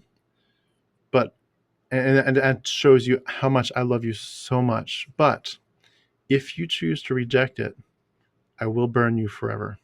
Mm-hmm. And that's narcissism. That's gaslighting right there. In the extreme. And you'd never accept it in a relationship where you'd say, number one, you're a worthless person. You are just pure scum. But I'll redeem you and make you lovable. But if you don't love me back, I'm going to kill you. I mean, if you send that to somebody in a relationship, they'd call the police, rightly so. And yet, and the other thing I just want to mention, this is more of a story, but I think sometimes, like you've talked about some of the trauma that you've been through, but I imagine a story where, let's say a girl gets raped, a girl that Hmm. is otherwise exposed to Christianity, and she kind of believed in Jesus beforehand. She thought Hmm. Jesus is probably real. He's probably my savior. So I'm good with that. And she gets raped. And because of this attack, it sends her in an emotional tailspin. And she begins to question, "What, God, why weren't you there to protect me?" And she begins to basically ask these questions. And the church might try to, well, God was still, he's going to use it for his glory. Somehow he's going to turn it into something good. And she's just a wreck. And she eventually decides, you know what? I don't buy it. I'm out. I walk Yep. away. And so if Christianity were real, she is now in a spot where, because she got attacked and responded the wrong way, according to the party line, she is now in danger of hellfire. So you'll Yep. put her in one category now for saying she's now in danger. She's going to burn. The guy that did it to her is he goes to prison. He gets exposed to this great prison ministry, people that are just preaching the gospel. Yep. He decides in the prison, you know what? I'm going to give my life to Jesus Christ. Yep. He now cleans his life up, and he goes on to have a successful ministry, if nothing else, in prison. And so at the gates of heaven, these two people walk in, and they're now judged. The books are opened, and God says to the man, "Did you believe in Jesus as your savior? Did his blood cover you? Absolutely. You go to heaven." To the Yep. girl that gets this attack, and, "Did you believe in Jesus as your savior?" "No, I thought it was bullshit." I'll cuss too. "I thought it was bullshit." Hell. And so Yep. I'm thinking, how in the world does this make any sense? It To doesn't, because they condemn the don't girl. use logic. They don't use reason. The whole, okay, from an NLP standpoint, from a neurolinguistic programming standpoint, it's very, very easy to control a person's mind and to get them to not ask questions beyond what, and to really get them to believe. When you get a lot of people in a room, and you are able to, I mean, we know this through science as well, you get a lot of people in a room and you heighten their senses and you get them involved in something that they're all focused towards, they're all logic and reason is out the door. You can hypnotize thousands of people at a time when you put them in an environment where they all believe the same thing, where again those emotions are heightened. Everyone's emotions, we know that we can feel emotions through science. It goes to everybody in the room and out the doors, and it goes all over the place. Like, we have so much in science that we can prove, and science isn't all perfect either, okay? But I'm just saying, you can hypnotize someone. I can hypnotize someone. I'm a hypnotherapist. But if you get a lot of people in a room and you get them, again, heightened emotions, lots of music, the band's playing, everyone's moving around, everyone's in that feeling, and you've got a pastor who's driving home the scripture, right? And he's just like, and they do that. They speak loud and they get really involved, and they just get everyone just so emotionally blindfolded, if you will. The emotions are so strong that people, when your emotions are that high, when you're in hypervigilance like that, you can't think logically and you cannot think reasonably. All logic and reason go out the door. You accept what comes in, and that's exactly why they start church with music every single time. Yeah, That's why it's a they good get point. everyone involved. Everyone's standing up, they're clapping, or they're praying, or they're whatever. Everyone gets real emotional, and then they sit them down, and then they drive home the message because they're in full trance, and their brains are wide open for to Yeah. just to take in whatever the pastor says and believe it wholeheartedly. Then you got people in the crowd going, "Amen, amen." Everyone's just, yeah, yeah, yeah. And what else are you going to do in that environment? It is very hard unless you have some sort of, like, when I was a kid and that stuff was going on, I was sitting there the whole time just tense because I was like, I don't believe this. I don't believe this. So unless you're in that environment doing that specifically, you're just going to sit there and full in trance. Your brain and your unconscious mind is going to soak in whatever is being said and whatever is being believed, because everyone there is involved in it. And it's too big, it's too emotional for your unconscious mind not to take it in. Yeah. Okay. You don't have control over that at that point. It's gone. The pastor has the control. That's how they teach them to get you, but that's what And they do at conferences, I would just add that if for a subset, probably a large subset of a church that would be going through that, there's this group of people that are even more susceptible, and I might say that they're just being preyed on a little bit more, but the issue of being needy, where your health isn't so good, your finances stink, your relationships are broken, so you've lost something, you lost a job, it's just not going well, especially if it has not gone well for a while. Yep. You're like, I need a message from heaven. And Yep. when you when you get people that needy, where if, for example, if they were in a counselor's office with just a counselor that they trusted, that counselor could theoretically push certain buttons and ask certain questions, Absolutely. and you can get them to tears in minutes. Yep. And you bring them into this church and you say, God is going to restore what the locusts have eaten. God is in control. It's going to be okay. God has a plan for you. And you just wrap them up. Use words of ambiguity. God is going to help you. He's going to, what'd you say? The locust. Restore the years the locusts have eaten. Okay. That right there. So our brains are metaphorical pattern matching machines. So what the hell does locust mean actually? Okay. So now that we're going there, let's talk about that, because that means anything to anybody in the crowd that might be going through a rough time. It's not specific, it's not logical, and it doesn't have reason. It's words of ambiguity, and it matches your metaphorical pattern matching mind. So they can use consistent, and you will go back to church and just sit there and listen to it, and you will just sit there, and it is pure words of ambiguity, things that have emotional meaning that anyone can apply to any area of their life whatsoever. And if in that state of open, desire for change, you can apply anything they say to any part of your life, and you will just believe it, and you will eat it up. Your unconscious mind will just eat it up and take it in as if it's full truth. Yeah. Total full truth. You're so desperate for hope. Yep. That especially from people, these aren't from random people on the street who just come up and, I've got a word from God for you. Like, these are people you've come to trust, love, you've put yourself under them in obedience as your spiritual authority. They come up to you and they say, God is here to give you hope. And you can't, you don't want to say no. It's not like you even can say no. You don't want to. You want to receive the message and say, God is doing this. And it's amazing. The current church really tries to paint God as this very loving, syrupy, sacerdotal, invertebrate God he just wants to kind of cuddle you on the sofa. He just loves you so much. And there's a theological backbone, maybe, where God is declaring you righteous and he's making you be at peace with God. But at the same time, the experience is like, God knows you're hurting and he just wants to heal your wounds.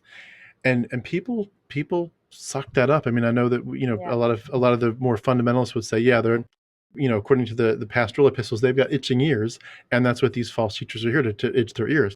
They want to hear that, and that's what the preacher's going to give them. But even in the really fundamentalist churches, you still get this strong message in different, maybe harsher ways, but the strong message that it's God is here to take care of you, and they're very good at being deceptive of what's really the hidden message. And one of the biggest things I try to figure out is, if there is a message, like just a straight up, this is the theological truth.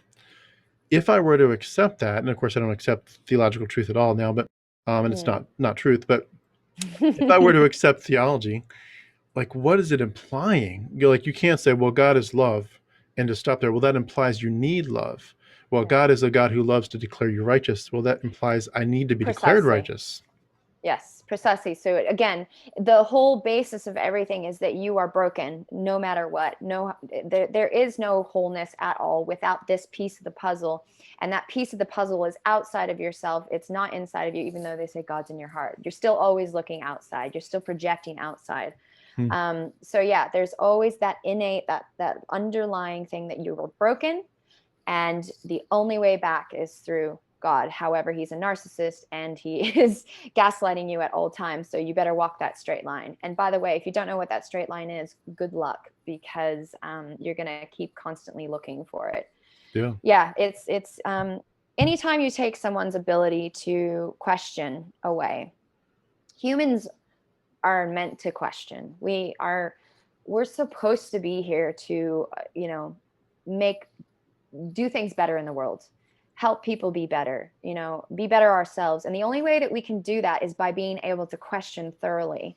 If you don't know the type of person you want to be or be with for the rest of your life, you need to be able to ask questions in order to get there. If you don't know what kind of career you want, you need to be able to ask questions to get there. That's very simple, obvious logic. What do I want? Who am I? That sort of thing. Yeah. When all that's taken away from you, women, you're supposed to have babies and stay a virgin and just get married. Men, you need to be a man of God. Yes, you need to have a job. All that stuff's taken away from you. The ability to question is gone. You take away a human being's ability to grow, to thrive, to change the world, to make it a better place, to be a better person. It's all gone because your questions are gone. And that's the biggest thing. When I work with people, I have to teach them how to question again. They're starting that. Obviously, if they come to someone like me to start to get help, they're asking questions, but they're not asking good questions because they haven't been taught how. Yeah. So their questions are, why am I bad? Why do I, why can't I, why can't I? It's usually, why can't I? And they have to learn to question properly again, because all that logic and reason has been taken away. Yeah. And I love the picture in the Matrix, and I've used this before. Probably people that watch me more than once are probably cringing, like, "Oh, I know what he's going to say here." But we're all one-trick ponies. But Yeah. in the Matrix, where Neo has escaped from the Matrix, and he hasn't been trained or anything yet. He's literally escaped from the physical Matrix. Yeah. They got him out of the pod, and they have him on the medical table, and they're strengthening his muscles and all that with the needles. And then at one point they're working on him, and there's a light above his head, and he opens his eyes and he's like, "Why do my eyes hurt so much?" And Morpheus looks at him and he says, "You've never used them before." Yeah. And literally, because you've literally been in a pod of goo or whatever that the Yeah. robots have created. And it's almost like even the healing process of, like, how do I heal? How do I create an identity? You have to almost realize, like, you have so many layers and so many roots of things, bad ideas that are in you so deep. Yep. It's almost like, don't try to step too far, because you don't realize you have literally never opened your eyes before. And it's going to take a while to figure out your grounding. And that's why I'm kind of shocked when people say, I don't agree with what I was taught about God. And so they land on, well, then God is the progressive God of Christianity. He's more loving. The Old Testament God is something else. Maybe, I don't believe in that, but I believe in the Jesus, now.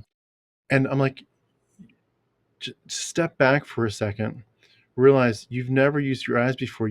It's like you've opened them up for the first time, and all of a sudden you want to go to the first thing you see. Oh, there's a nice Jesus there. I'll take him. He's somewhat comfortable, and I can kind of understand him because I've already been following Jesus.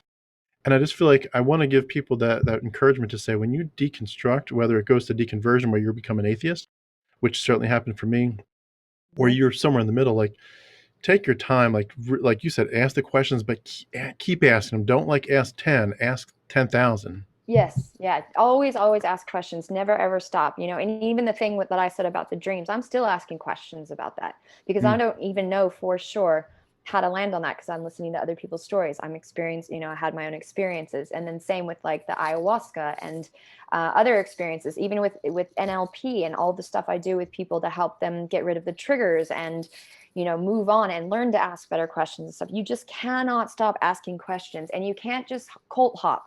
This is what you're talking about, is cult hopping. So we all do it, but it's unnecessary. What needs to happen is you got to get rid of it altogether. And I know that can be the hardest thing at the start to do, but is to just leave religion altogether. But because we all do that, we're like, oh, well, softer God over here. Or, I even looked into Scientology. Thank goodness I didn't get involved in that, because I was still very influential at that point of my life when I checked it out. Because that's a full cult too. Anything that has to do with you have to believe in one person at the top. There's a hierarchy. You're not allowed to ask certain questions at all, which you should be able to ask any question you want. Anything that encompasses any sort of belief system that you have to adhere to needs to be just avoided at all costs for a while. And questions need to become your new religion if you're going to have one. And any time a thought comes up, you need to ask a question around it. And that doesn't mean you're going to get the answer right then and there, but the questioning ability is going to help the person reframe their life and change their life faster than hopping over here to this little nice Jesus cult, or hopping over there to the Scientology cult, or hopping over to the, I don't know, Methodist, or you know what I'm saying. Yeah. But that's what we all end up doing, because we just don't know how to live without. If this is our water, we don't know how to do something without the God that we've had involved in our lives. We need to set it down and ask a better question. Where can I get better water? Where can I find free flowing water? You know what I mean? Like, you just gotta get away from the people if you can. If you can travel, I know with COVID, it's not easy to do, but I mean, just start going to meetup groups of people that are not involved in the church, that do not have a vested interest in you being a godly person, and ask people questions about themselves instead of constantly trying to convince them to love a Jesus, you know, that you love. Yeah, exactly. So, yeah. Well, I wanted to bring us up in a minute to back to your current story, but I do want to also just ask one more question about a baseline, and then we'll take us over the edge after that to what happened. But to your early childhood, what was the message about the Bible in terms of its inerrancy and its fallibility? Were you taught that it had any mistakes in it? Oh, no, not at all. Of course, because I was homeschooled too. You have to remember. So I went to Christian. Well, I was homeschooled. So back then they shipped my schooling in, and my schooling was called Christian Liberty Academy. And so science, for instance, wasn't real science. It was all creation, and it was talking about how science wasn't actually real. History. Ken Ham kind of stuff. Yeah, totally. And it was, history was all about, I had to learn history of the Bible, not like real normal people's history. Right. So everything in the Bible, it was completely infallible. Like even my father would say, why would God ever, if this is the book of God, why would he ever put anything in there that wasn't real? They just don't question anything. Again, there we go. No questioning. A piggyback question. Did they talk about things like canonicity, like how did they decide? I mean, did they tell you up front there's 40, 50 other gospels and 6 books of Acts? Did they talk about those at all? Oh, no. It was only the Bible. That's it. There was literally this one book was all there was. And this was the whole truth, the full truth, nothing but the truth. Did they talk at all about I don't know if the right word is deuterocanonical or apocryphal, but did they talk about, for example, the book of Enoch, and how, like, the Ethiopian church, for example, which is a big church, that they've never lost it. They've had the book of Enoch from the earliest days of Christianity, and it's never been like, well, maybe we should add it back in. They've never lost it. And did they talk about where, like, some of the quotes, like we talked about earlier? Anything outside of the Bible? I remember earlier when you were talking, I was like, wow, we never got into that stuff, I didn't growing up anyways. No, anything outside of the Bible. So, the Quran, for instance, the Book of Mormon, anything that was outside of our religious belief system and the Bible was not real. Only the books of the Bible were the truth, and only what was in there and contained within that one book was real. If you had asked to read the Book of Mormon, would they have let you? No way. Okay. Absolutely not. Probably because it was demonic or so misleading. Yeah, total sin. I mean, I was very regulated as far as the books I got to read, and the TV I got to watch, or the movies I got to watch, and then they were all everything that we did was based upon whether it was Christian and God was okay with that or not. Yeah. To this day, my parents don't really branch out of, like, my dad doesn't read because he's a farm man, right? But my mom only reads books that are, like, for instance, one time I got my sister-in-law a book because they were struggling with money. So I got her a book about just the mindset around money. and, and sort of changing your mindset around it so you can let it receive it and let it flow into your life and that sort of thing. And she saw it on her. I wasn't there at the time. I had sent it to her because I was traveling. And apparently, according to my sister-in-law, mom saw it on the table and was like, you need to get rid of it, and took it. And I don't know what she did with it. She would have thrown it away or done something, but it wasn't Jesus Bible based. So it was therefore ungodly, a sin, and no one should have access to it. And are they still like that to this day? They are, yeah, they are like that. We're okay, like we chat and talk, but we don't go into this stuff anymore because it causes too many arguments.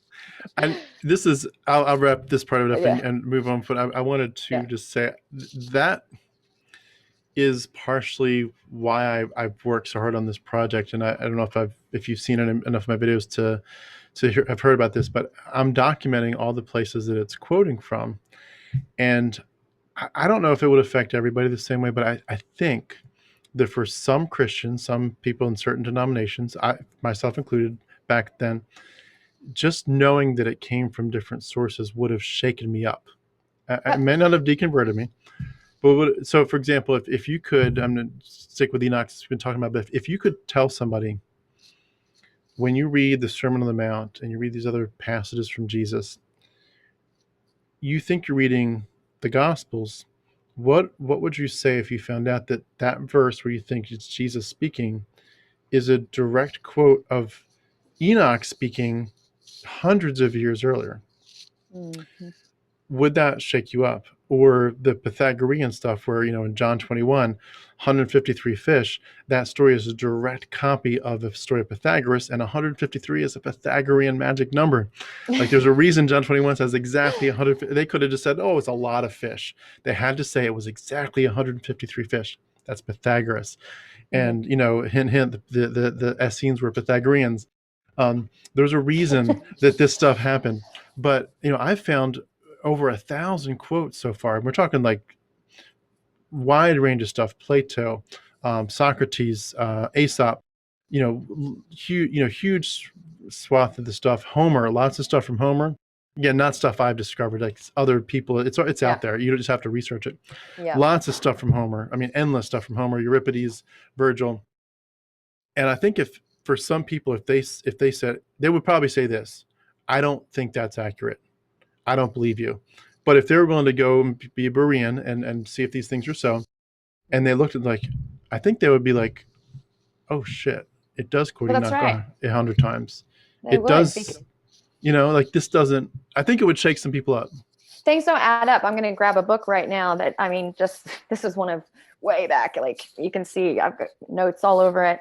Way back when I was getting out of just breaking down the belief systems, because it does take a little bit of that, like there's a lot of things that someone like myself, a coach, can help someone get through, like which is the triggers, right? And the mindset and creating your new life and who you want to be, and really helping a person reframe their whole brain around who they are. We can do a lot of that, but the people that do continue on and want to keep learning and that sort of thing, you've got to read a lot of books, and you've got to get outside of what you're saying. You need to know how the Bible was actually put together, how these books were actually put together, why a lot of them were stuck, not put in the Bible. For instance, like, what is it? Constantine and Theodora. Mm-hmm. The Constantine took out past lives, for instance. So the Bible originally had past lives in it, but that was taken out, in whatever, 800 AD or something like that with Constantine. Don't quote me on that, but it was with Constantine. And you've got to get into like books like this, like Genesis of the Grail Kings. This one is, as it says, the explosive story of genetic cloning and the ancient bloodline of Jesus. When you get in this one starts to talk about how the Noah's Ark and all of the timelines around all these different things, the Nephilim, the Babylon, Noah's Ark, all this stuff is all off. It's completely off because the book was put together to control people, for lack of a better word. The whole Bible was put together because a bunch of dudes that had a lot of money and had all power and all knowledge in the ancient days, were able to decide what they were going to put in there. And they put just enough love in there to get people, and just enough truth in there to get people to latch on. But the whole thing was put together for the purpose of control. Yeah. And unless you get outside and you start reading books like what you're talking about, and the Dead Sea Scrolls, and why weren't the Dead Sea Scrolls put in when we discovered them? Why were they immediately hidden? Yeah. And that sort of thing. And unless you start to get into that stuff, you're going to be stuck believing that the Bible is all there is, and that it's completely not true. And you find out when you look at them, Jesus was quoting from them too, which is really interesting. That's really, that blew my mind. And if you go further into India, you see that there was a man like Jesus, we don't know, that was learning off of the ancient yogis, that was going through the Himalayas, that was going through, learning off of all the ancients over there. Where do you think, if this man Jesus really did exist, and he had all these powers to walk on water, which, by the way, Darren Brown, if you've ever seen Darren Brown's stuff, The Magician, you need to, please, everyone that's watching this, go watch Darren Brown's. He goes into churches and he disproves all the stuff they're talking, like when they adjust people's feet and make their legs longer, when they walk on, Darren Brown, walk on water. This guy shows you how to do all this stuff. If Jesus existed for real, he would have learned all of these things from ancient techniques, from all kinds of different sages from around the world, because he disappeared forever, and yet we have no recollection of where he went. Nobody knows. However, around the world, in other scriptures or belief systems, there was a man that they were training that came from this area. So, from the area where Jesus was from. Yeah, it's amazing stuff. I haven't read too much about that, but I know enough to know a little bit about what you mean. Can I ask? I know we've taken a chunk of time off of that, but take us back to the maybe the main part of this to wrap up. Yeah. Where did you land? How did you? Okay. You had obviously a lot of background, a lot of strange experiences, a lot of knowledge, apparently, a lot of insights. But when you get to the point where you wrap it all together and you start to make some changes, people don't always, some people just say, well, I guess I need to be a better Christian, and they just stay right back, stay right where they're at. You took it a different direction. What was that direction, and what caused you to go that way? So, long story, try to keep it short, is that I was aware that I was never going to be a good Christian person. It just, with that last partner that, he got pulled out of the bed or whatever, that sort of thing. And I was trying to be Christian with him and his perfect family and all that. I was dying inside. I literally felt a weight on my chest every day. I was praying to God to make me a better person, to make me fall in love with this man so I could just be the good wife and just finally be a good person. And that was never going to happen. It was like everything in every cell of my body was like, get out, go, get out of here. So I did. I packed up my bags, and I told him that I wasn't ready to get married. The family, who was Christian, of course, at that point told the entire town, it's a small town, that I was on heroin, which I wasn't. Yes, I had done a lot of drugs in the past. Yes, more like smoked weed and, drank alcohol and a bit of MDMA for raves and parties and that sort of thing. But no. So this family decides that just out of nowhere that I am a heroin addict, and that's why I've chosen not to marry their son. And they spread that around the town. And so that's not how I wanted to leave. I mean, they changed their locks and everything. Like, they made up such a fabricated story, and he went along with it. And this was all after me praying that I could be a good person and fall in love with him, and just not quite getting there. All I wanted was a bit of a break. And this whole story came out. And then that's when I was just like, you know what? I'm done with this. I've got to get out of here. So I packed my bags, packed my car, and I went to Colorado. And from Colorado till I came to Australia, I ended up just reading. I just traveled. So I would spend about 3 to 4 months at a time in one place. And then I would get a new job. I would go somewhere else. And I just became that vagabond, as I said, a gypsy, because I was on a mission to learn about myself, to learn about life, to just get other points of view. And I was asking a lot of questions at that time. And So yeah, I would just, I went to Colorado, I went to, Alaska, and then I went to the Caribbean. I went back to Alaska. And at some point in there, there was India, there was Thailand, there was South America. Mexico, even. I lived in Mexico. There was so many adventures and so many experiences. And the whole time I was traveling and doing this, for the years that I was doing it, was, I was reading books like what I, just showed you. This one's like worn out. I was talking to lots of people. I was, I dove into metaphysical stuff, obviously. So I, got into witchery for, I became a witch for a while, or did crystals, astrology, numerology, all that stuff. And everything that I learned just continued to break down the ties that I had with Christianity. And it continued, and I kept, researching like how the Bible was put together, and found all of the flaws in it, and found all this other research, and you name it, just breaking stuff down little by little. That was awesome. And it needed to happen. But to build myself back up, to become the person I wanted to become, I had to do completely different things. And that's when I started to discover NLP, so neuro-linguistic programming, life coaching, getting into journaling. I was very much a journaler about my experiences, but I had never journaled to create my experiences, the life that I wanted, to become the kind of person I wanted to become.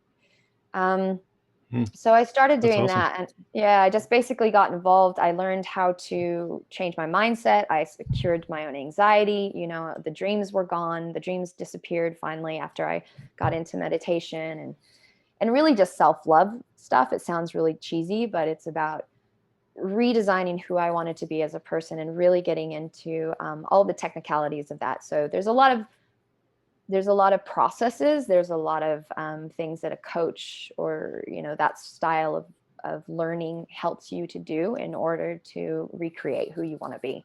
And as you do that, the triggers release, right? You got to get rid of all the triggers. If someone says, I'm going to pray for you, or Jesus music, I always call it, comes on the radio. I remember I used to just turn it. Now I just listen to it and laugh at it, that kind of thing. You got to get rid of the triggers, and you got to create yourself. But there's a lot of stories within all my travels. This would be days of us staying here for me to tell them. Yeah, we'll definitely should do a follow-up to cover some of the highlights, because it sounds like you've got a lot of stories to tell, and you're a very good storyteller. Thank you. Can I ask this maybe to round out this part of it for today? Yeah. A lot of people, when they go through that period, that last part where you actually make the change, you as you talked about, I think, redesigning who you are. But the early parts of it, where you just say, I don't believe anymore, that is often a very depressing or a difficult part for people, especially like when you talk about if you in that process happen to land more on an atheistic side of it, where you've lost the afterlife in your mind. You've certainly lost this relationship where you think, I've been praying to this guy who's never been there. I've been basically talking to the drywall. There's, especially if you've lost loved ones, where you're like, I thought I was going to see him again, and now I think they're just dead. And that's it. Like, they're just dead and nothing else. That's a really tough pill to swallow. And I was just curious, what were the hardest parts of that for you, if any, and how long did it take you to kind of get back on your feet? And did you go through any kind of depression from it? Because some people do. And then kind of maybe a last big hurrah question is, what was the contrast of the peace like, where you say, this was the level of peace like that I had as a Christian on my good days? I don't mean the hard stories you talked about, but like when I was just standing in church saying, Jesus, I love you, and just no weirdness, just you feel the love, you feel the peace, you pray for guidance, and you feel like he's kind of opening doors and giving you direction. You're like, okay, good, this is going well. Whatever that best peace was like, could you tell us about the contrast between that and the kind of peace that you had after deconverting? Sure. Great question. Reel me in if you need to. But the start of it, so when I left for Colorado the first time, and when I really just left everything, that was when I'd already been suicidal prior to that. That time of my life was really hard. I was broke. I was living in my truck at sometimes. I was giving plasma to feed myself because I didn't want to go back to my family because they already thought I was a sinner. They would have taken me back for sure, but I would have had to adhere to their rules. Yeah. So it was all just like wiping the slate clean. It was very hard. I was very depressed. I had a lot of coping mechanisms as far as, going out at night. As a waitress, you've got friends all night long. If you want to, you can go out all night and drink and go to different bars because all your friends are working in them and that sort of thing. My coping mechanism. So for me, the greatest peace, that sense of peace, to get that back into my life, I would spend my days off in the mountains. So for me, it was going back to nature, and it was also going back to my body. So I started journaling around what I felt and how when I did certain things that I felt were right for me, even if they weren't right for the Christian community, how good that felt.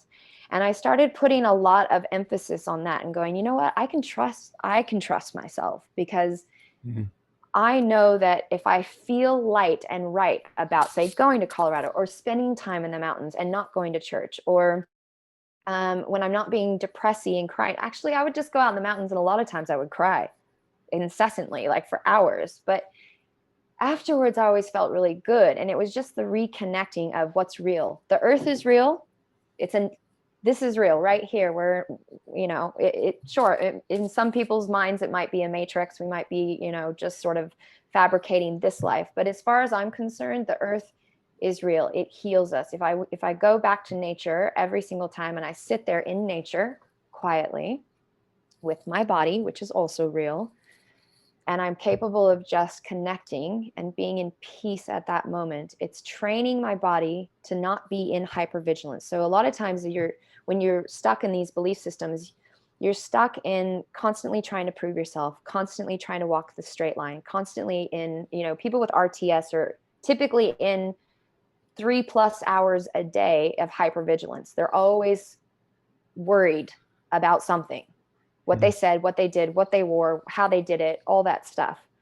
It's that hypervigilance that you have to retrain, because your body gets addicted to that. You have to learn to calm down. You have to learn to get really clear on what's real. And that means being very simple, going simple. Earth is easy. Sit down on the planet, get in nature if you can, and just be quiet and just listen to your heartbeat.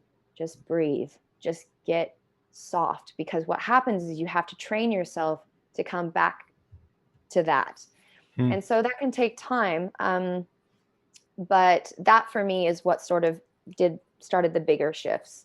And then, of course, reading all the stuff. Now, traveling and experiencing other cultures and their belief systems, also that breaks down all of the belief systems and that sort of thing too. And really just, how do I put it?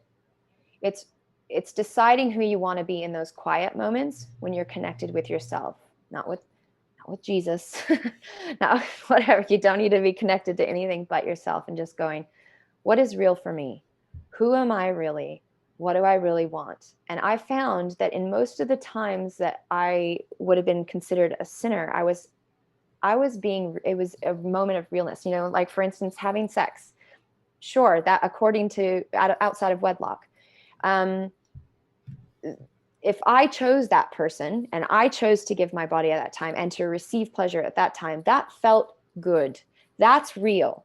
So that's okay. And sitting like I said, in the mountains and being quiet, that's real. I'm retraining myself to have pleasure, to have calmness, to have peace, to get rid of the feelings of guilt and lack and self-doubt.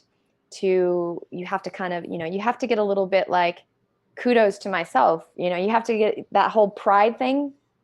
I know people get stuck in it, but you have to get rid of that. And you have to say, no, I took this step. I left. I'm now, traveling and doing what I want. And it was little things like that you have to pat yourself on the back for, that start to build up your self-worth and change yourself.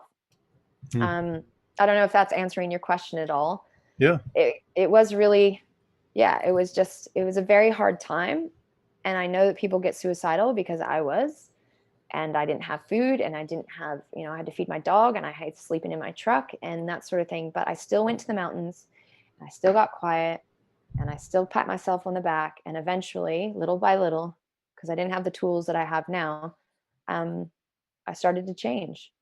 And then I found the tools that I have now. So, yeah. Hmm.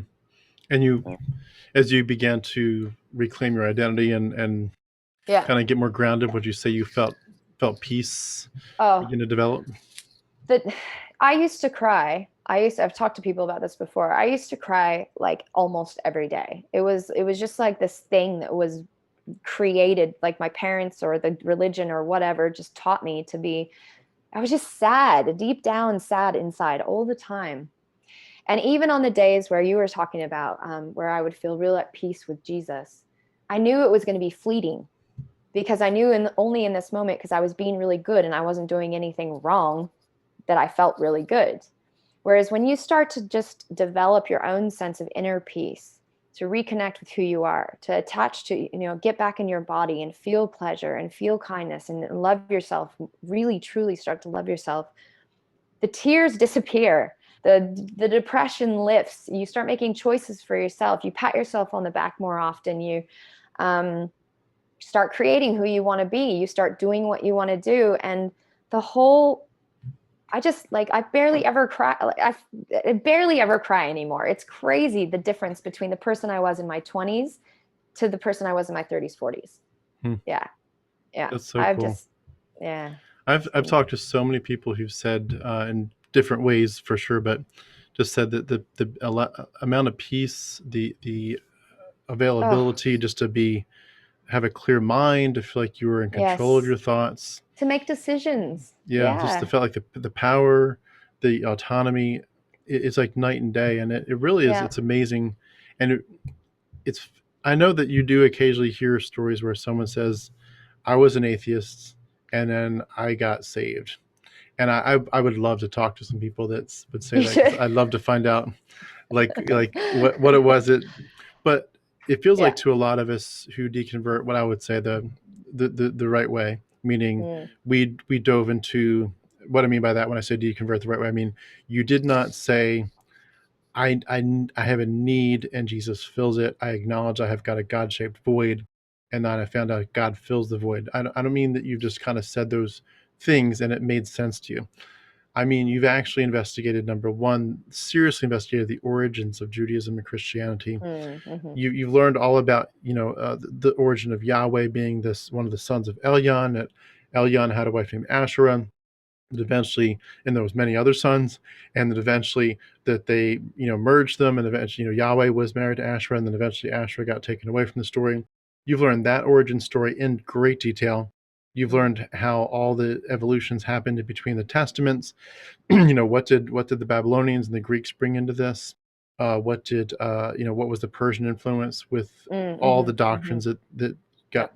Mithraism and all that? And then, what did the Greco-Roman mystery cults have to do with this? Yep. You've learned the sources, like we talked about Enoch and Homer and all that. Where did this stuff get not just like influenced by generically in the culture, but literally copied word for word by Mm. over hundreds, well over 1,000 times. You've learned that in great detail, and then you've added to it, in one order or the other, the philosophical issues where you've said, why couldn't God have said slavery's wrong? He never said that. He said eating shellfish was wrong, and he said mixing two kinds of fabric is wrong, but he couldn't say one single time don't own people. Mm-hmm. And why does he give little kids cancer? All these things. Why is land theft and genocide acceptable? You work through all those kind of philosophical issues, and you put these all together, and you're like, there's nothing left here. This book is a man-made book, literally by men, Yes. man-made book, bad men at that, and Mm-hmm. heavily evolved and redacted and edited and controlled, manipulated, in these power struggles, and that there were many Christianities at first, not one. Yep. There were, Yep. 50 gospels and all this. You learn this stuff, and you're like, why would I believe this stuff? It has no signs whatsoever of divinity to it. This looks like Yeah. it's just a bunch of men over Yeah. many generations fighting with each other over what their version of spirituality and power was going to look like. And you get to that point, and to me, it felt like once you realize this, once you're like, oh, that's what this has been all about. It's kind of like, even though it's jarring because you're like, shoot, I lost the afterlife. At the same time, it's like I kind of won the lottery in this Mm. sense. Most of the people that I know never left. And I know that there are, once you're in it, like what I'm doing, you meet more people, so you hear more stories, and it makes you think, well, maybe there's more people than I think, than I used to think. Maybe people are leaving the church, and I just never heard about it, so that's why I didn't think it was happening, and that's probably true. But when I was in it, it felt like nobody was escaping, absolutely Yeah. nobody. That's And how so I now, felt. Yeah. and now that you're out, it's like Yeah. I feel like I'm one of the very few lucky ones that actually got to escape. And I feel like the other part of it is like, I'm kind of glad I got out before my whole life was over. Not that you couldn't get in a car wreck tomorrow and die, but like, Sure. assuming the best, that I will live to, 80 or 90 years old, I've got some time left to actually live my real life, to heal Yes. from whatever, to rethink, to push the bad stuff out the back door and replace it, push the good stuff in the front door, and have a healthy mindset of this reality. A happy one, a healthy, Happy, happy. healthy, happy, Yes. thriving. That Mm-hmm. chance felt like, you know what? I know I lost the afterlife technically, but technically I never had it. So what I lost was fake. And it's kind of like, you have to, this might be a better way to put it. If you've ever been in a relationship with somebody where they they don't really care about you at all, where, Mm-hmm. especially if it's really nasty, we're like, they don't even necessarily care if I live or die. If you Mm-hmm. could say those words, and then they end the relationship, and you think, oh, this is horrible, this is horrible. When you realize what happened, you're like, I'm an idiot. This person doesn't care if I live or die. Move on to someone good. It's Yeah. kind of like that. It's like, I'm an idiot. I wanted this weird relationship, but it meant so much to me, but it's not real. It's not real love. It's psychotic. And once you're free, you're like, you know what? Let it go. Do some healing. Yes, take your time. Let it go. This wasn't good. It felt good at Yeah. the time, but it wasn't. And now you're free to actually have something good. And to me, that the peace that came from that flooded in. I mean, it absolutely flooded in. Awesome.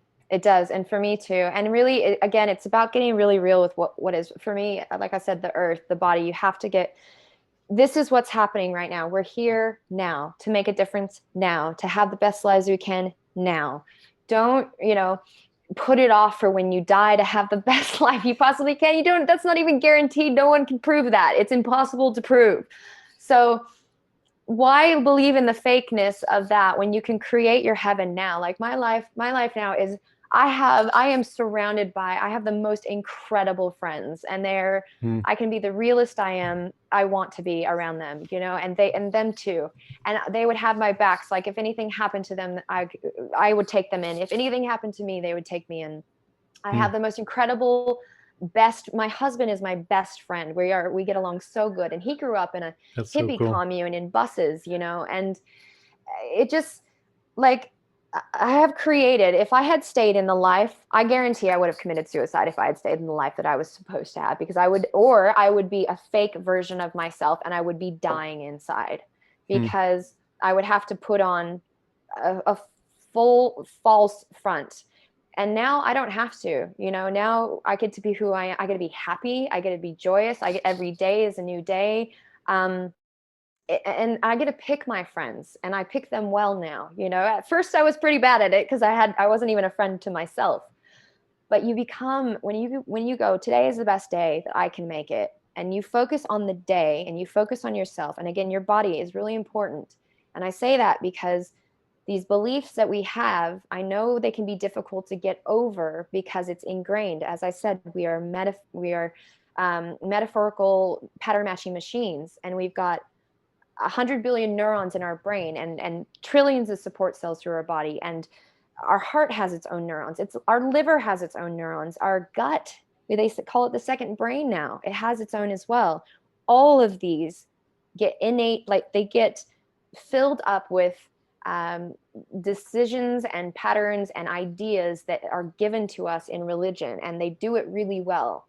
So you have to focus on your body. If you're feeling yucky inside, if you're feeling like, let's say you are in the process of deconverting, and you're having one of those horrible days when you're totally depressed and you feel like you have no friends and your family's disowned you, and you just are like, look, I'm on the edge of breakdown.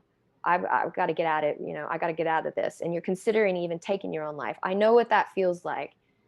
The best thing you can do, again, get in nature, sit down, and and find that feeling inside your body, because your body puts it into a place. And if you can figure out where it's put it, if it's in your gut, if it's in your throat, if it's in your back, find it and just sit there and use your mind, which has been given to you to heal you.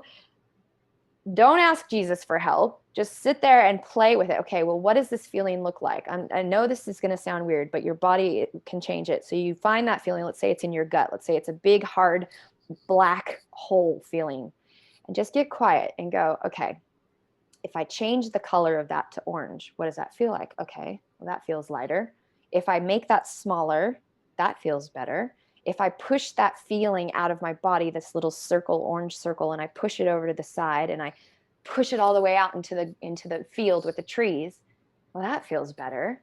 And I know I'm saying this as if, it sounds like a joke. It sounds like a metaphor, but it's not. Your body, again, is pattern matching, metaphysical, like that kind of machine. And if you actually push it out and get rid of it and change the color, it actually neurologically changes the way that your brain is attaching the feeling of depression. And if you do that correctly and you do it really well, your depression will lift. And you don't even have to go into, I feel depressed because God left me and mom said this and dad said that. You don't even have to do that. Just find it, find the feeling, find the color. Is it moving? Is it still? And then change that around. And that begins to change the neurological connection with that feeling. And you will not help but change yourself. And that's how you do it. Quickly, easily, and effortlessly, without going into the memory and drudging up old shit and bringing it to the surface. You just find it, change it, get rid of it, push it out, whatever it takes to make it feel better. And the neurons in your body and mind change, and it fixes it. Yeah. And one thing I would just add to, I love taking scriptures, and as people, Christians would use them in one way. I love kind of taking the words out of their mouth and using it for a more rational approach. But the truth will set you free. And that's probably a quote from someone else that I haven't figured out yet. But for now, we'll pretend Jesus said it. And the truth will set you free. Like when you realize you have been stuck in a mythological worldview, and that sounds so weird. Like, this is not the same thing as Zeus and Thor and Ra and all this stuff. And you're like, actually it was. Yeah. It's the same thing as Thor. Same thing. Yeah, like like Scientology is not the only cult. Christianity, any version of it, every version of it is a cult. And to realize this is mythology that people made up. A lot, there certainly were historical things that they attached it to try to give it some semblance, but this is mostly made up stuff. Some of it very cleverly, which I'm going to talk about in a future presentation, but very cleverly made up stuff that is designed, we talked about, for power, for people to be able to control things. But no matter what we discover or care to research about where it came from, some people don't care. Like, oh, I think it's garbage, I'm done, fine. Some people aren't necessarily going to want to do the research.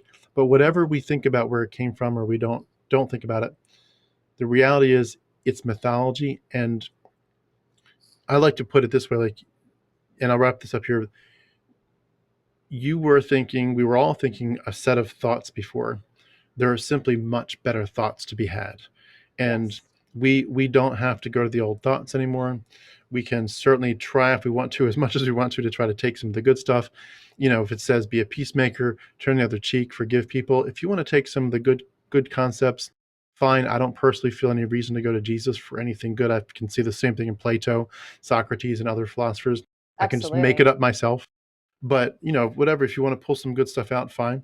But there's such a good set of thoughts that we can embrace and create that have nothing to do with the old mythology, and to realize that this stuff was like a stick of dynamite in our hands, waiting to blow us up in so many different ways, emotionally, certainly if in a spiritual sense, if you want to call it that, waiting to just destroy us. And we've got a chance for something that's so much more awesome to me. Yeah. And a good example is like when I look at the stars at night, you would think, okay, I look at the stars, and all of us would say, no matter what religion or whatever, we'd say they're so beautiful. I love it. They're Yeah. gorgeous. But as a Christian, you would say Yahweh did that. See, again, outside of yourself. Yeah, outside of yourself, but just all the bizarro stuff. Yahweh did it. This God that wants to cut off the end of little boys' penises. You're I like, know. it's like there's just no reason to keep that stuff. It's time to reset the button and say, I am going to become a new person, reclaim my identity. And I think And it's so cool. recreate it, completely recreate your new self.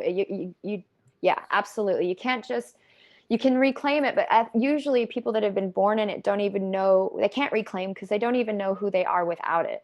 Yeah. So you have to recreate yourself. And that does mean that you have to choose new thoughts, ask better questions, play with the neurological way that your body has stored all these memories and these triggers and everything else, because you yourself can change it. And when you have those tools and you reinvent yourself, then the world is your oyster.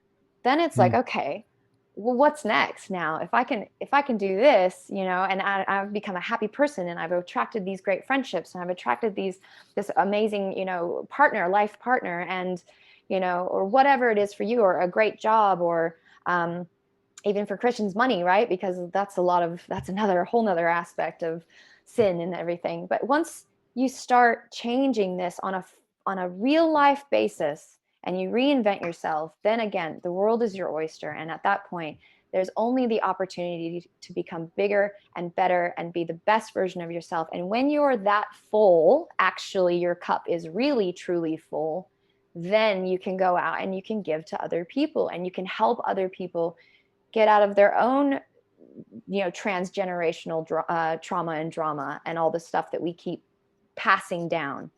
Yeah. Then you stop this, then you become, you're part of the new generation. You're part of this whole new set of people that are going to make, women will become, same level as men.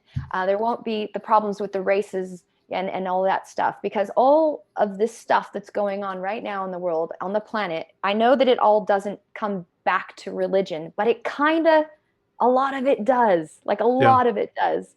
With the slavery and the women and the this and the that and the kids and everyone's got a hierarchy. When that stuff is gone because religion put it there, like by someone healing themselves and becoming the best version of themselves, we stop all of that. So as many people that can do it, the better and better it's going to get, for sure. Yeah. And happiness is happiness. That's a great perspective, and I totally agree. This will, as religion, one way or another, starts to die out. Yeah. As long as it isn't just passing it to some other political power that's abusive, but which is effectively a new religion. But as long as we keep, it's a cult in itself. Yeah, it really is. Yeah. Yeah. As long as we keep different versions of religions and cults out, I think that humanity has a chance to actually really. I wish I could see. I'm sure it'll be long after I'm gone, but I do certainly hope for good things for the next generation. Sure. Could I ask, to wrap us up, could you give a little plug for your YouTube channel, both what you have done so far and also maybe anything that you're planning on doing with it in the next few months?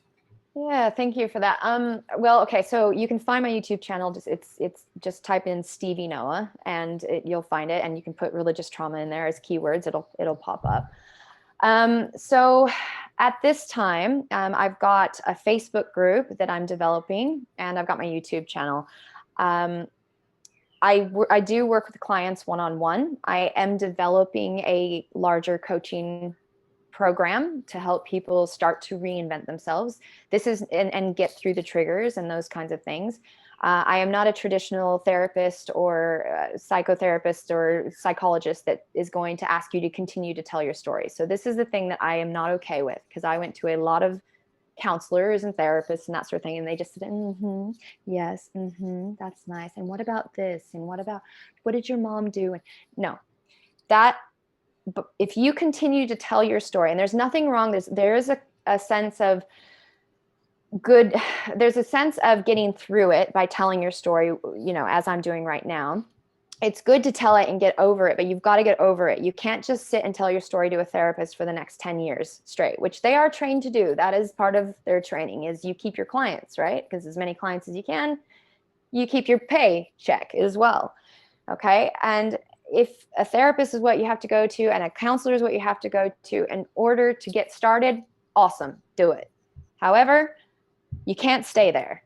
And the reason I'm saying that is because you have to find a way to stop telling your story in the same way so that you can get rid of the anger, so that you can forget, so that you can become the person you want to be. You're still going to have your parents in your life. You're still going to have those that taught you all this stuff, and they're still going to be around, and you can't just wallow in that anger.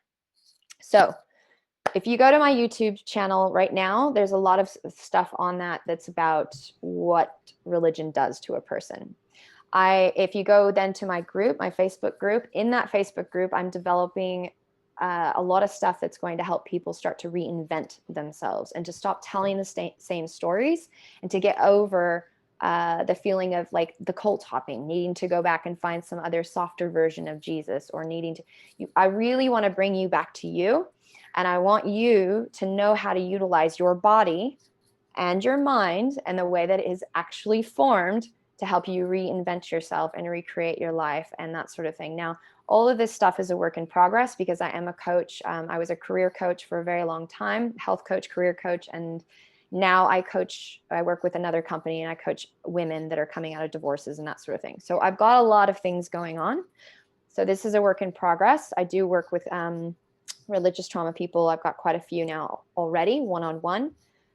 So the developing stuff is all about doing a nice big group coaching program where I'm going to help people from the beginning all the way to reinventing themselves within weeks, not months, not years. It shouldn't take that long. If you have the right tools, it should not take that long.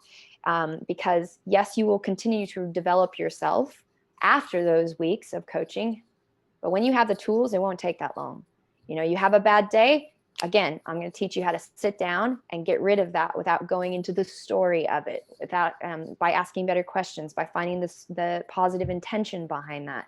There's so many other ways to look at what you've had happen in your life as a resource versus a burden or a problem, or it was the worst thing that ever happened and you're never going to get over it. There's so much that we can glean from it. So yeah, it's a work in progress. It's coming. that sounds awesome. That sounds awesome. Well, I love it. And I'll have the links for that. So if you all just want to look beneath the video, you can click there and go connect with Stevie and what she's doing. But I just wanted to say thank you for what you're doing. I've seen some of your videos, and you have an authenticity and openness and just a joy and a fervor for life and for helping people, for encouraging people, and also dealing with some very tough topics straight on that I think we need, and that people are going to find very encouraging and very contagious. It's good stuff. It's good stuff. And I look forward to seeing kind of how your channel kind of hopefully explodes here. And if you go big time, don't forget the little guys like me, but no, thank you so much. Hope it gets bigger. And thank you so much too for just today for sharing your story. This was really good. I know we barely scratched the surface on a lot of stuff. So I'd love to touch base with you again and maybe dive into a few more topics a little bit more specifically. But wow, you've been through a lot, to put it mildly, and I'm sure it's helping people to hear you talk through it and to see your example that you have been through it and you are now on the other side, and that there is a new life that can happen, that people don't have to stay stuck, even with some really bad stuff like you've been through. There is another side of this that can happen, and that's people need that hope, and I think you give people that hope. So thank you for that. Thank you. Thanks, Tim. It's been an absolute pleasure. It's been a long talk, a lot longer than I thought, but I appreciate you letting me just really share a lot. So yeah, I can't wait to see what you do as well, because I think this is really important. So I appreciate this time. Thank you. Thank you so much. Yeah, well, let's do it again. Okay, sounds good. Thanks, Stevie.